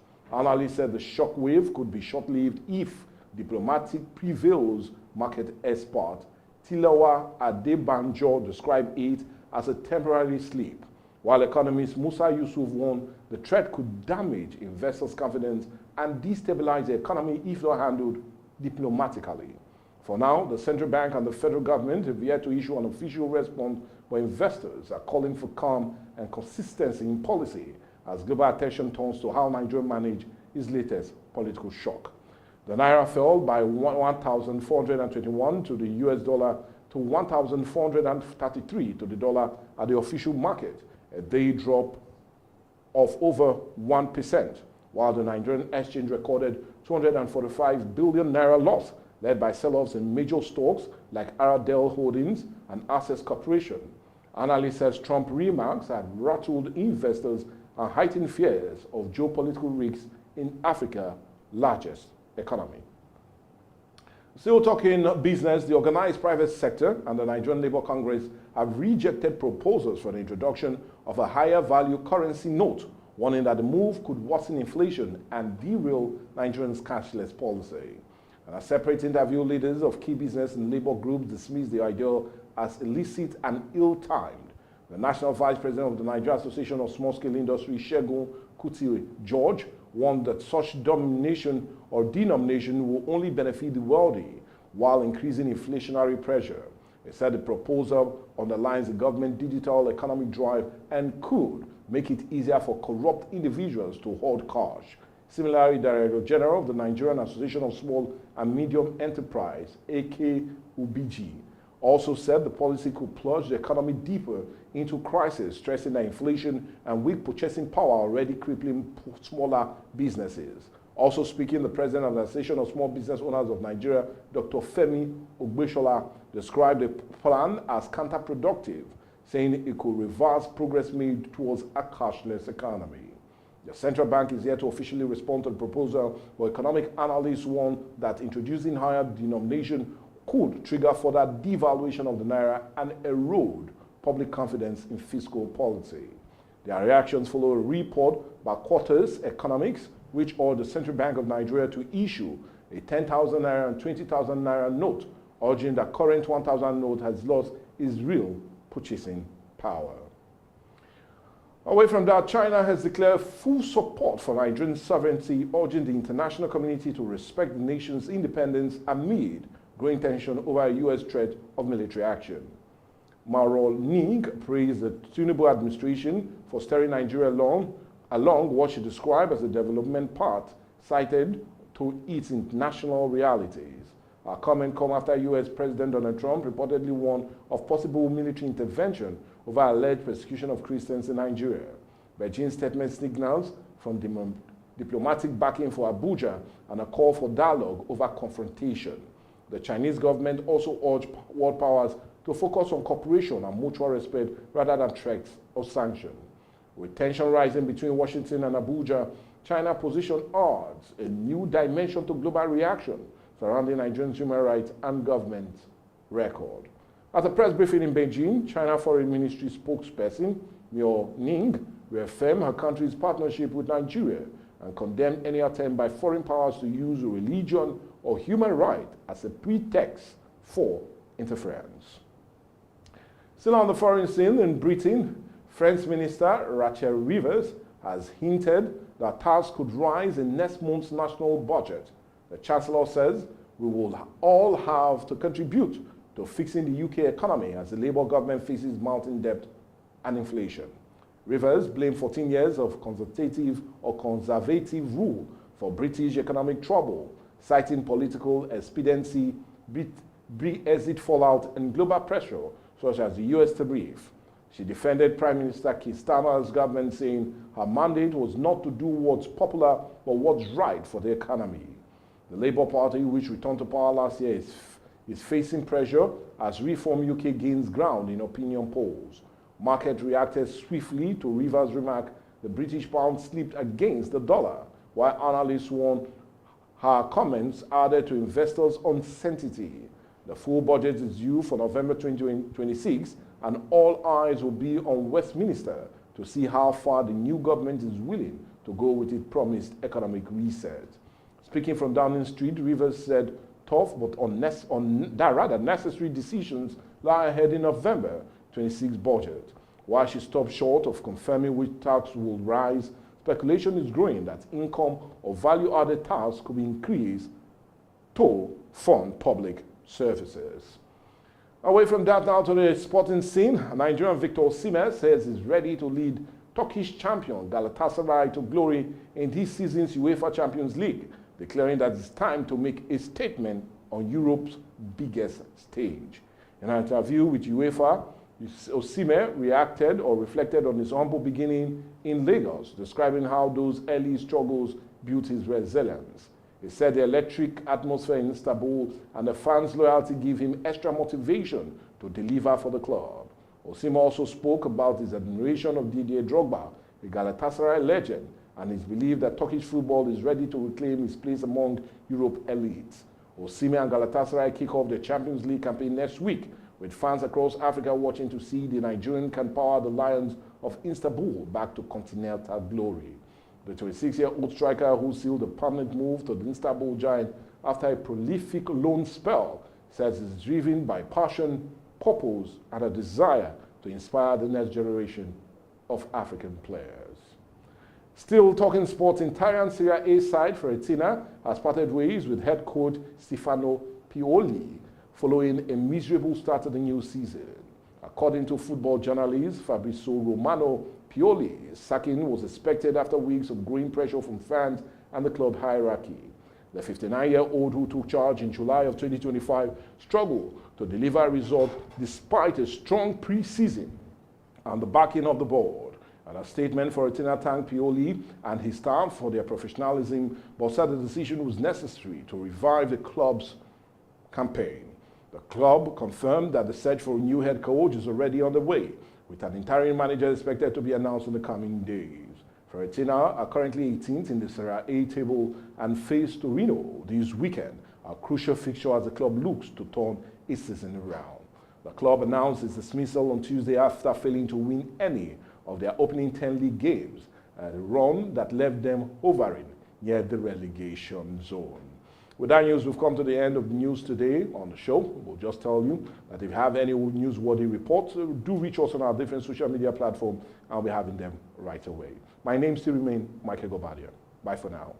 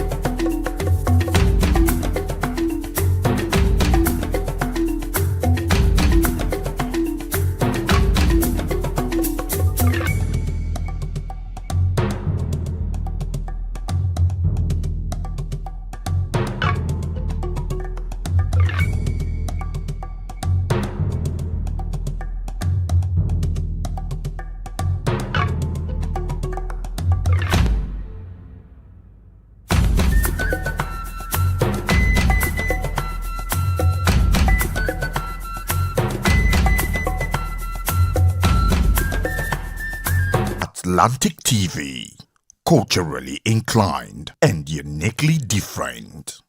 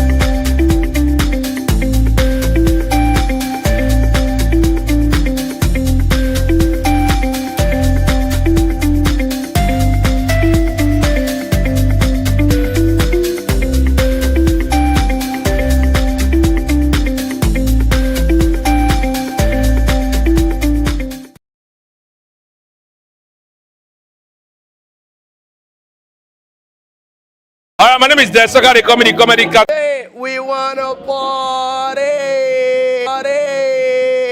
Atlantic TV, culturally inclined and uniquely different.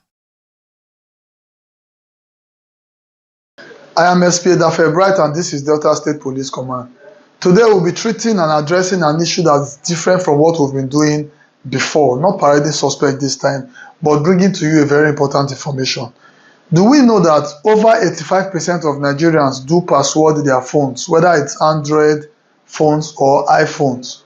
There's always a password.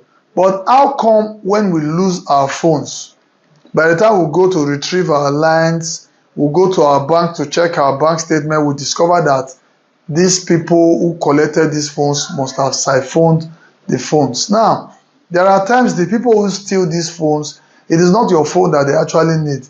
What they need is your SIM card. Now, how does the SIM card become useful to them? Not just any SIM card, but a SIM card that is linked to your bank account, the one that you usually use to receive SMS alerts. That is what they need. Now, by the time they collect your phone, steal your phone, rob you of your phone, what they do is that they remove this SIM card from your phone and insert it on another phone. So your phone does not really need to power on. They don't even need you to give them your phone password. They don't even need your ATM password. The moment they have access to your SIM card, they can do anything they want to do with your bank account, because all they need is to generate an OTP, and the message, the OTP that is called one-time password, will be sent to that your SIM card, and with that they can do anything they want to do with your account. That is why people lose millions of their life savings simply because they lost their phone. By the side of this video, we'll be doing an illustration. You will see an illustration that talks on how you can password your SIM card. Now, the topic that we are here to discuss, passwording of SIM card. When you get a phone, pick that your phone now.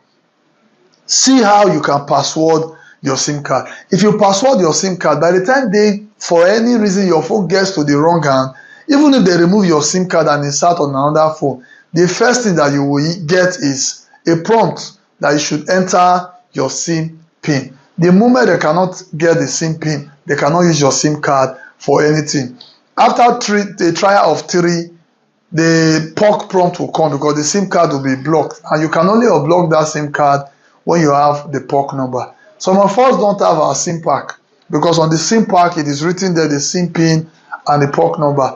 But because some of us don't have our SIM pack, I would advise you to quickly locate the nearest office of your service provider, be it Airtel, Globalcom or MTN. Approach them and request for your POC number. Once you've gotten your POC number, you follow these instructions and ensure that you password your SIM PIN. Your SIM PIN is very, very important. On my phone, for instance, once you turn off the phone and you turn it back on, you must enter your SIM PIN. If you cannot enter your SIM PIN, the SIM card will be useless. And I'm telling you, once they cannot have access to your SIM card, your money will be safely in the bank. They cannot have access to. There was a time I lost my phone, and it took me about 2 weeks to go to MTN office to retrieve my SIM card. Why did I wait 2 weeks? Because I knew I had a SIM PIN. I knew they would not have access to my bank account. I knew they cannot even use my SIM card for anything. Some of these people, when they steal phone, we'll be hoping that, we'll track the phone. Some of them don't even sell the phone. They will just condemn the phone and just get the SIM card to see if they can have your money. Please, they say a word is enough for the wise. It is very, very important. Don't see this video and just pass it by. Watch this video to the end. We're almost approaching the end of the video. Ensure that you take the lesson. Please password your SIM card. They say a stitch in time save 9. It's very, very important. Make haste when the sun shines. Not be to call. You don't have to start running and start saying, what do I do? What do I do? When you can prevent it. Let's not forget, prevention, they say, is better than cure. Thank you. Atlantic TV, culturally inclined and uniquely different.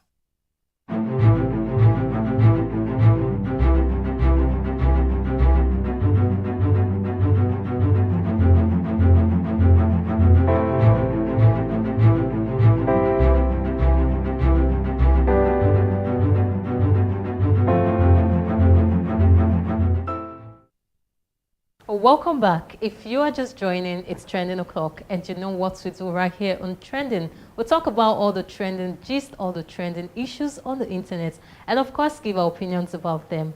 I am Mercy Erabo, and once it's trending, I can never be alone. In the studio, who is joining us today? Mr. Michael Gubadia. Mr. Michael, thank you for always joining me on Trending. Well, anyway, it's always a pleasure to be a part of what seems to be trending. And you look smart. I love the touch of pink. Well, that's nice to hear. Thank you so much. All right, that's Mr. Michael, always giving us the vibes. Yes, let's dive straight into our trending gist for today. A top story. A 29-year-old Nigerian postgraduate student, Chiemka Okoronta, has been sentenced to 10 years in prison in the United Kingdom for the rape of 17-year-old girl. The incident occurred on March 25th in Molly, Leeds, after both Okoronta and the teenage were left stranded when a night bus service stopped unexpectedly. The young girl, who was on her way back to Bradford, found herself vulnerable and in need of help, but instead she was taken advantage of. A UK court found Okoronta guilty and handed him 10 years sentence. The case has since raised serious conversations about taking advantage of people, all because you want to help them. And this is very, very common in this part of the country. You want to help people, but you try to take advantage of them, knowing the fact that these persons are vulnerable, they are desperate, and all of that. And this guy forgot the fact that he is not in the country. He's not in Nigeria. You're in a place where the system works very well, and you decide to take advantage of a vulnerable teen girl. And now you've just been given 10 years in prison. Interesting story, Mr. Michael. Well, yes, very interesting, and it goes to show you the rot that many Nigerians seem to have. Well, you know, maybe he does it, he has been doing it here in Nigeria, and he feels the UK is a place to go and do that. It's quite a shame and a pity that you went to the United Kingdom to have a better life, go to school and get a better life, but you now ended up raping a girl for just how many minutes, and now spending 10 years behind bar. And most certainly, after his term has finished, he will be deported back to Nigeria. That is for sure. No going back. And it's just really a shame. And it shows how some men can be really, forgive my language, low lives as it concerns helping out, but rather taking advantage of that very teenage girl. Quite disturbing. This will actually serve as an example to so many persons that are guilty of this thing. And I remember seeing a story of a guy. He actually posted this, that a girl came to his house late at night because she was stranded, and in the middle of the night he wanted to have some form of intimacy with her, but she didn't agree, and that midnight he asked her to leave the house.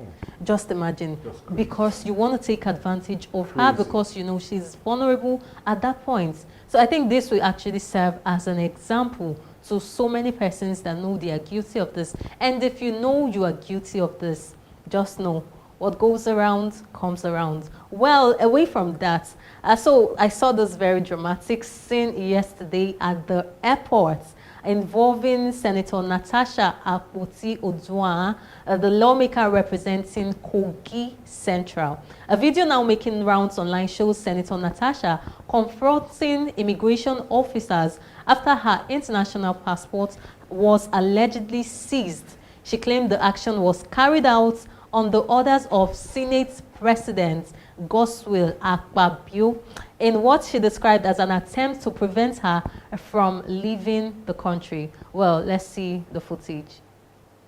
Have I committed any offense? Why are you withholding my passport? Hello, fellow Nigerians. Good morning. This is Senator Natasha Akpoti-Oduah. Having completed my celebration of my second year in office, I decided to take a week off. So I'm at the airport here, and my passport is being withheld again. The same thing happened last time where my passport was seized. I have committed no offense, and there is no order from the court to withhold my passport and deny me traveling. The last time this happened, the officer in charge told us that the Senate President, Godswill Akpabio, instructed them to withhold my passport and prevent me from traveling because he said each time I travel out of the country, I smear the country's image by granting interviews out in international media. Please, can you tell them to release my passport and this embarrassment should stop? You have no right to withhold my passport. You have no right to deny me exit and entrance into my country. I have not committed any offense, and this must stop. Well, this incident, which took place yesterday morning, has sparked major reactions across the nations, with many asking, why was Senator Godswill Akpabio's name mentioned? I am still wondering, Mr. Michael, why was his name mentioned in all of this? She said, if you listen to her statement, she said last year or some time ago, when it still happened, what the response she got from the immigration officer was that the Senate President, as she said, instructed them to withhold her passport so she does not go outside to smear the name of Nigeria and granting unnecessary interviews to the media there in the foreign land. And you know, but a quick one in case you don't know, if conclusion on that is her passport has been returned back to her, and as information reaching us is that she has already left the shores of the country. But this bitter loss of love and hate between herself and the Senate President, I feel it's about time that all of that should be put on hold and let them see how they can resolve the problem. Because just some days ago, she invited the Senate President to her constituency to help inaugurate some of the beautiful things she gave out to her constituents. And I was thinking all of that melodrama might have ended, but only for us to also witness what played out yesterday. And I do understand the Nigerian Immigration Service has released her passport to her almost immediately, and I don't know whether any apology has come on account of that very disturbing video, but you know, she said all of that happened because she went live and they felt a need of doing what they need to do in releasing her passport. Okay, like she said, last year something like that played out, and she heard that it was Senator Akpabio's order that made them seize her passport. And she feels how about what really happened now. What if it's not the reason this time around, and maybe that's why she was given back her passport and all of that? So maybe it's still assumptions because we've not really heard from Senator Godswill Akpabio. Well, so this is also a developing story, and once I will get more updates, we'll definitely bring them to your hearing. So away from that, a man identified as Josiah. This is a very funny story, but it's not so funny, but it's very funny. A rider working with a popular delivery company, name withheld, has been arrested after he was hired to deliver a mobile phone, but allegedly fled with the device instead of completing the delivery. Reports say the phone was handed over to him for a simple drop-off, but he disappeared with it following a complaint and a search. He was eventually traced and arrested. This incident has sparked conversations online about trust and safety. Imagine you didn't just give a dispatch rider a normal logistics, you see. From a popular delivery company, you handed this thing to him, and then the rider fled with the phone. And then you just get to ask, who do we trust in the country? Like, is there supposed to be procedures for all of these things with these delivery companies and the rest? Like, how will a rider just fled with somebody's mobile phone? Well, that's why they always tell you, when it comes to sensitive things like this, they should always have a guarantor. And not just a guarantor, there should be security checks, especially as it concerns this person. And you know the funny thing about this very video is that he even had the effrontery of using the phone and even giving us peace, that there's nothing happening on account of it. Well, my guy, well, sorry, you'll be doing more peaceful work in the correctional facilities in a very long period of time. But it also goes to show how high level of criminality seems to dwell in most people's mind. Yeah. You were given a job and you were being paid monthly.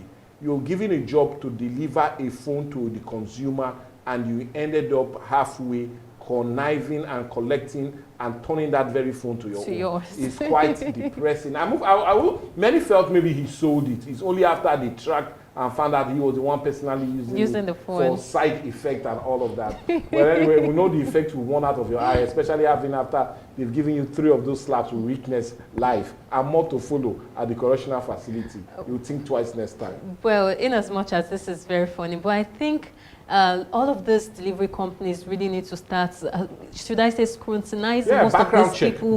Yes, for these people they employ and all of that. Because was it yesterday or 2 days ago, we talked about a popular still delivery service or cab service that one of the driver was always targeting females, rape them, rob them, and all of that. And this person works with a popular cab service, online cab service. So I don't know how all of these people employ their drivers, their riders, and all of that, but I feel they should do a lot of background checks and all of that. Mr. Michael? And funny enough, it gives this company a bad name. Yeah, sure. Because now just imagine that very consumer. Would he want to also trust in using these dispatcher again? That's the question. So please, if you want to save your business, you've spent so much years in building, put so much resources in really actually making it go to the level it should. A background check will be the safest, easier, and best way to sustain your business. Don't employ these criminal-minded young men and women. Rather, do always a background check. Have guarantors that you can easily reach on account of if this person's flee with your money, so that the refunds can be made from this guarantor. It is always easier and cheaper that way, and better. It saves your business and saves your business name. Yeah, to think that this particular company, we've been seeing a whole lot of stories about them on the internet, and I think it's high time they work on all of these things. If not, they might lose a whole lot of customers. Yeah. So you watching, have you ever had a bad delivery experience? Yes, I've had several, but I don't want to go into that now. Drop your thoughts in the comment section of all our social media platforms, on Facebook, on YouTube, on Instagram at Atlantic Media and TV. Yes, away from that, so I saw this very video of a young woman crying out for help, saying she is tired of her marriage and wants to leave. I wonder what she was still doing making that video after she said she has endured a lot of maltreatment and all of that abuses from her husband, and she has 3 kids with the man. Well, let's see the footage. I dressed up so that I will go to church. Look at me. I dressed up for church. I also dressed my kids up for church. So my husband now said that, when we are all fully dressed, my husband said that we are not going to go anywhere, that I'm not going to leave the house unless I sweep the compound and sweep our house as well. I told him I've already done other things. I have already warmed the food and washed the plates. But I told him that once I come back from church, that I'm going to do the remaining work because I'm already running late to church. He refused. He said that I must sweep the compound and that I must sweep the house as well. I told him that one is not a problem. Let me just go to church and come back. That I'm running late. That once I go to church and come back, that I'm going to sweep the compound and our house as well. He refused. He said that I'm not going to go anywhere. That if I don't sweep the compound, that I will not leave for church. I told him that this is wickedness. That is not fair. It's not fair. I'm the one doing all the whole house chores only me. Nobody is helping me. I know, like that Sunday morning when you want to get the kids ready for church, it's a whole lot of work. Taking care of 3 kids, bathing them and dressing them up for church only is not an easy work. So he said that I'm not going to stay part of the house. You understand? I thought it was a joke. As I was about leaving, he just come and push me. He pushed me on the floor and I have to hit my chest. I hit my chest on the floor. As if that was not enough, he started beating me, he started pushing me. He said that I'm not going to go anywhere. I'm not going to go anywhere. What this man did to me today, I can never forget it. This man did. Well, from that very clip, you can see the trembling of her voice, the fears in her face, looking like left, right, and center. Probably the man might just show up and hit her again. But what I'm still asking, what were you still doing there, making that very video? You are in an abusive marriage and you're still there making videos. What exactly do you want us to tell you to leave your marriage? I don't know. We've talked about this severally. Once you are in an abusive marriage, leave. Leave immediately. Don't wait until you die in that marriage. But you're over there making videos. How about the man coming out to meet you while you're making that video? and then you get into another problem, and only heaven knows if you will survive that one. Well, I don't know. Let's hear the male perspective of this. Male perspective is nobody will condone domestic violence in any guise, be it emotional, be it physical, be it any way. You know, it's not something anybody should encourage. It's quite bad, and we'll just really advise her, if it has now come to physical domestic violence, well, that is the limit it can go. Your life is always so important. It will even be better if these children end up having a mother rather than having none. If you think I'm lying, you know the popular musician Osinachi and all that transpired during her case. We always tell women to check before you leap. You know, look at some of these characters. They are embedded in these persons during courtship. That's why you should always look out for some of these signs. Because when you get married, it only gets more difficult, and it gets more frequent. If it's a wife beater when he started, or somebody that hits a woman during courtship, most certainly it's going to break your head in marriage. But please, you know, that's why dialogue is always so important. A broken or a failed relationship is better than a broken marriage. Come on, it's always important. Please do the needful. Leave an abusive marriage to stay alive for the children. That's always so important. And for men that always feel it is right, it is your authority, come on. Would you also want your daughter to be beaten by any other person, or even your sister? As much as you can not want anybody to lay your hands on your daughters or your sister, please do not do same to another person's child. It is not the right way to go. But for her, seeking for Nigerians' attention, I will plead with her. The social media is indeed very, very destructive when it comes to that. They will advise you on any front, but it is only you that wear the shoe, know where it hurts. So it's only you that needs to take that decision. But you know, funny thing about this is sometimes Nigerians will advise her, and just 2 months from now, you see both of them kissing and sharing smart lovey-dovey, telling Nigerians to mind their business. So that's why we always advise you, do know what you need to do, but the honest truth about it, stay alive. So, you know, what you just said now just reminded me of a story. And this is not just a story, it's a real-life scene. Harrison Gwamnishu helped a lady then that was in an abusive marriage, helped her, even arrested the husband and all of that. And the next thing, the woman came out begging, pleading on the husband's behalf that they should please release her husband. He is the best thing that has ever happened to her. And Harrison was like, oh, I traveled down from Delta to, I think it's one of the eastern states, to help you out of this marriage, and now you are saying we should release your husband back to you. And I just wonder, why do people do all of these things? Yes, I know some persons might say stay for your children, but the truth is, when you die, what then happens to the children?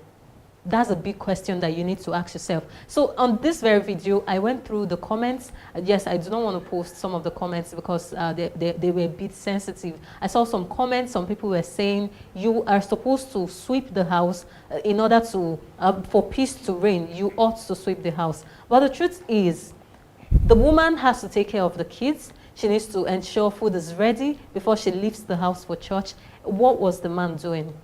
What was he doing? Sleeping and just giving orders all around. But the truth is, I still do not blame the man. You as a woman, you've seen all of these red flags, but you still decide to move on with the marriage.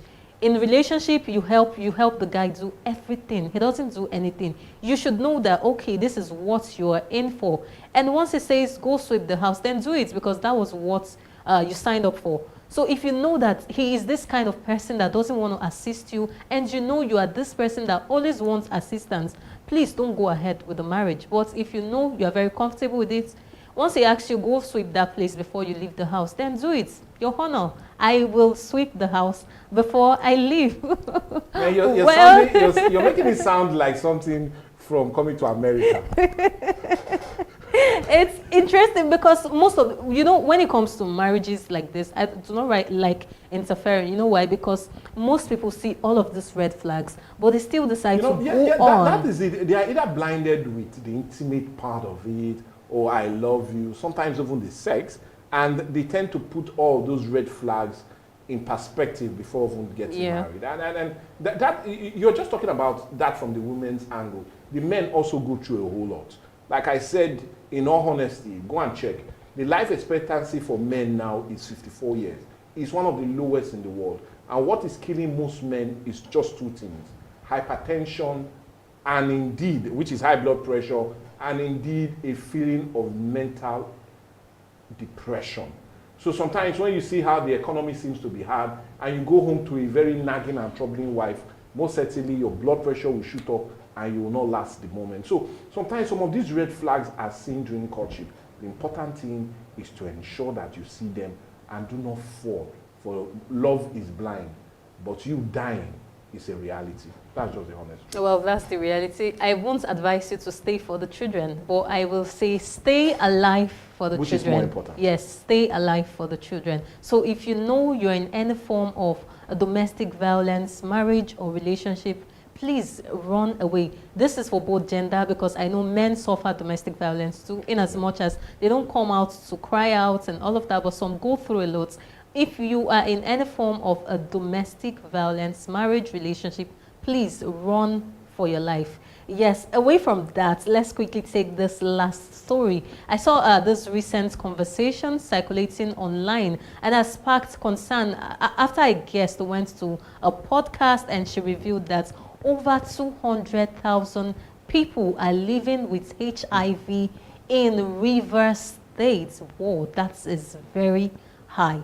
While also raising alarm about the rising rates of HIV infections in Lagos and other parts of Nigeria. The revelation triggered strong reactions across social media, with many Nigerians expressing shock at the figures and calling for increased awareness, testing, and preventive education to combat the spread of HIV/AIDS. Health advocates are urging the public to take regular testing seriously, seek proper medical guidance, and continue self-health practices.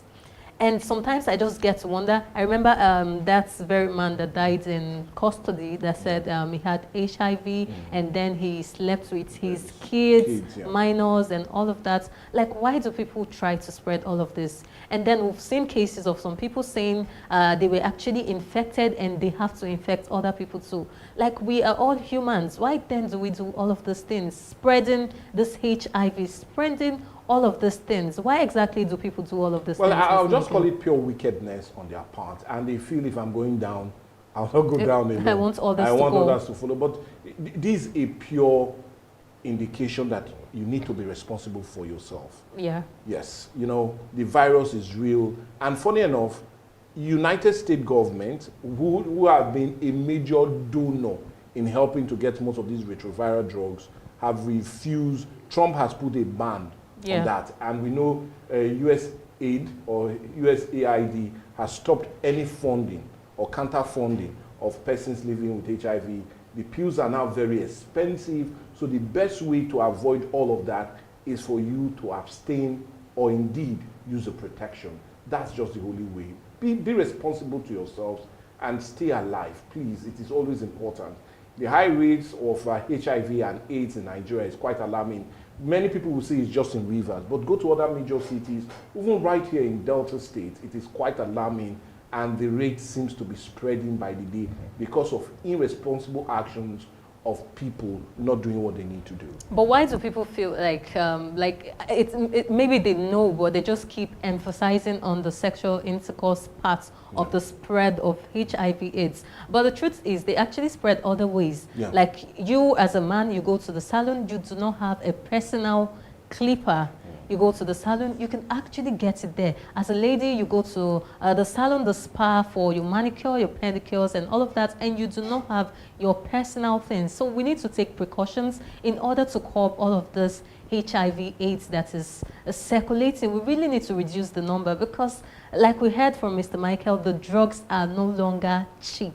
They are very expensive, and this is the very reason why we need to take preventive measures from getting all of this HIV/AIDS. You want to say something, Mr. Michael? Yeah, all I will say is, you know, yes, we do know there are other ways that it can spread, but sex has been one of the fastest. It contributes almost 80, if not 90% of the spread, and just being responsible is the only way out in dealing with it. Please, husbands, the issue of having side chicks, and wife, the issue of having side boos, is not the best. Knowing the fact that somebody said yeah. it's better to stand with 4 legs than standing on 1 leg. So just please think about staying alive. Remember and HIV/AIDS. Yeah, remember HIV/AIDS. If you want to stand on 4 legs, please remember HIV is real. Yes, let's take all of the preventive measures that we can take. Well, we need to really go because time is not a friend of ours. We really need to wrap things up here on Trending. It's been an amazing, super amazing time. I really had fun. I know you had fun too. And you know you can engage with us on all our social media platforms, on Facebook, on YouTube, on Instagram at Atlantic Media and TV. Well, this is where I have to say, see you for another great edition of Viewpoint, same time tomorrow on Atlantic TV. I am Mercy Erabo. Do have a great day. And yes, do have a great day and do have a great midweek. And you do know it's always on this lovely platform when we tend to make you enjoy every time on Viewpoint. I am Michael Gobadia. God willing, we'll see you tomorrow. Bye for now.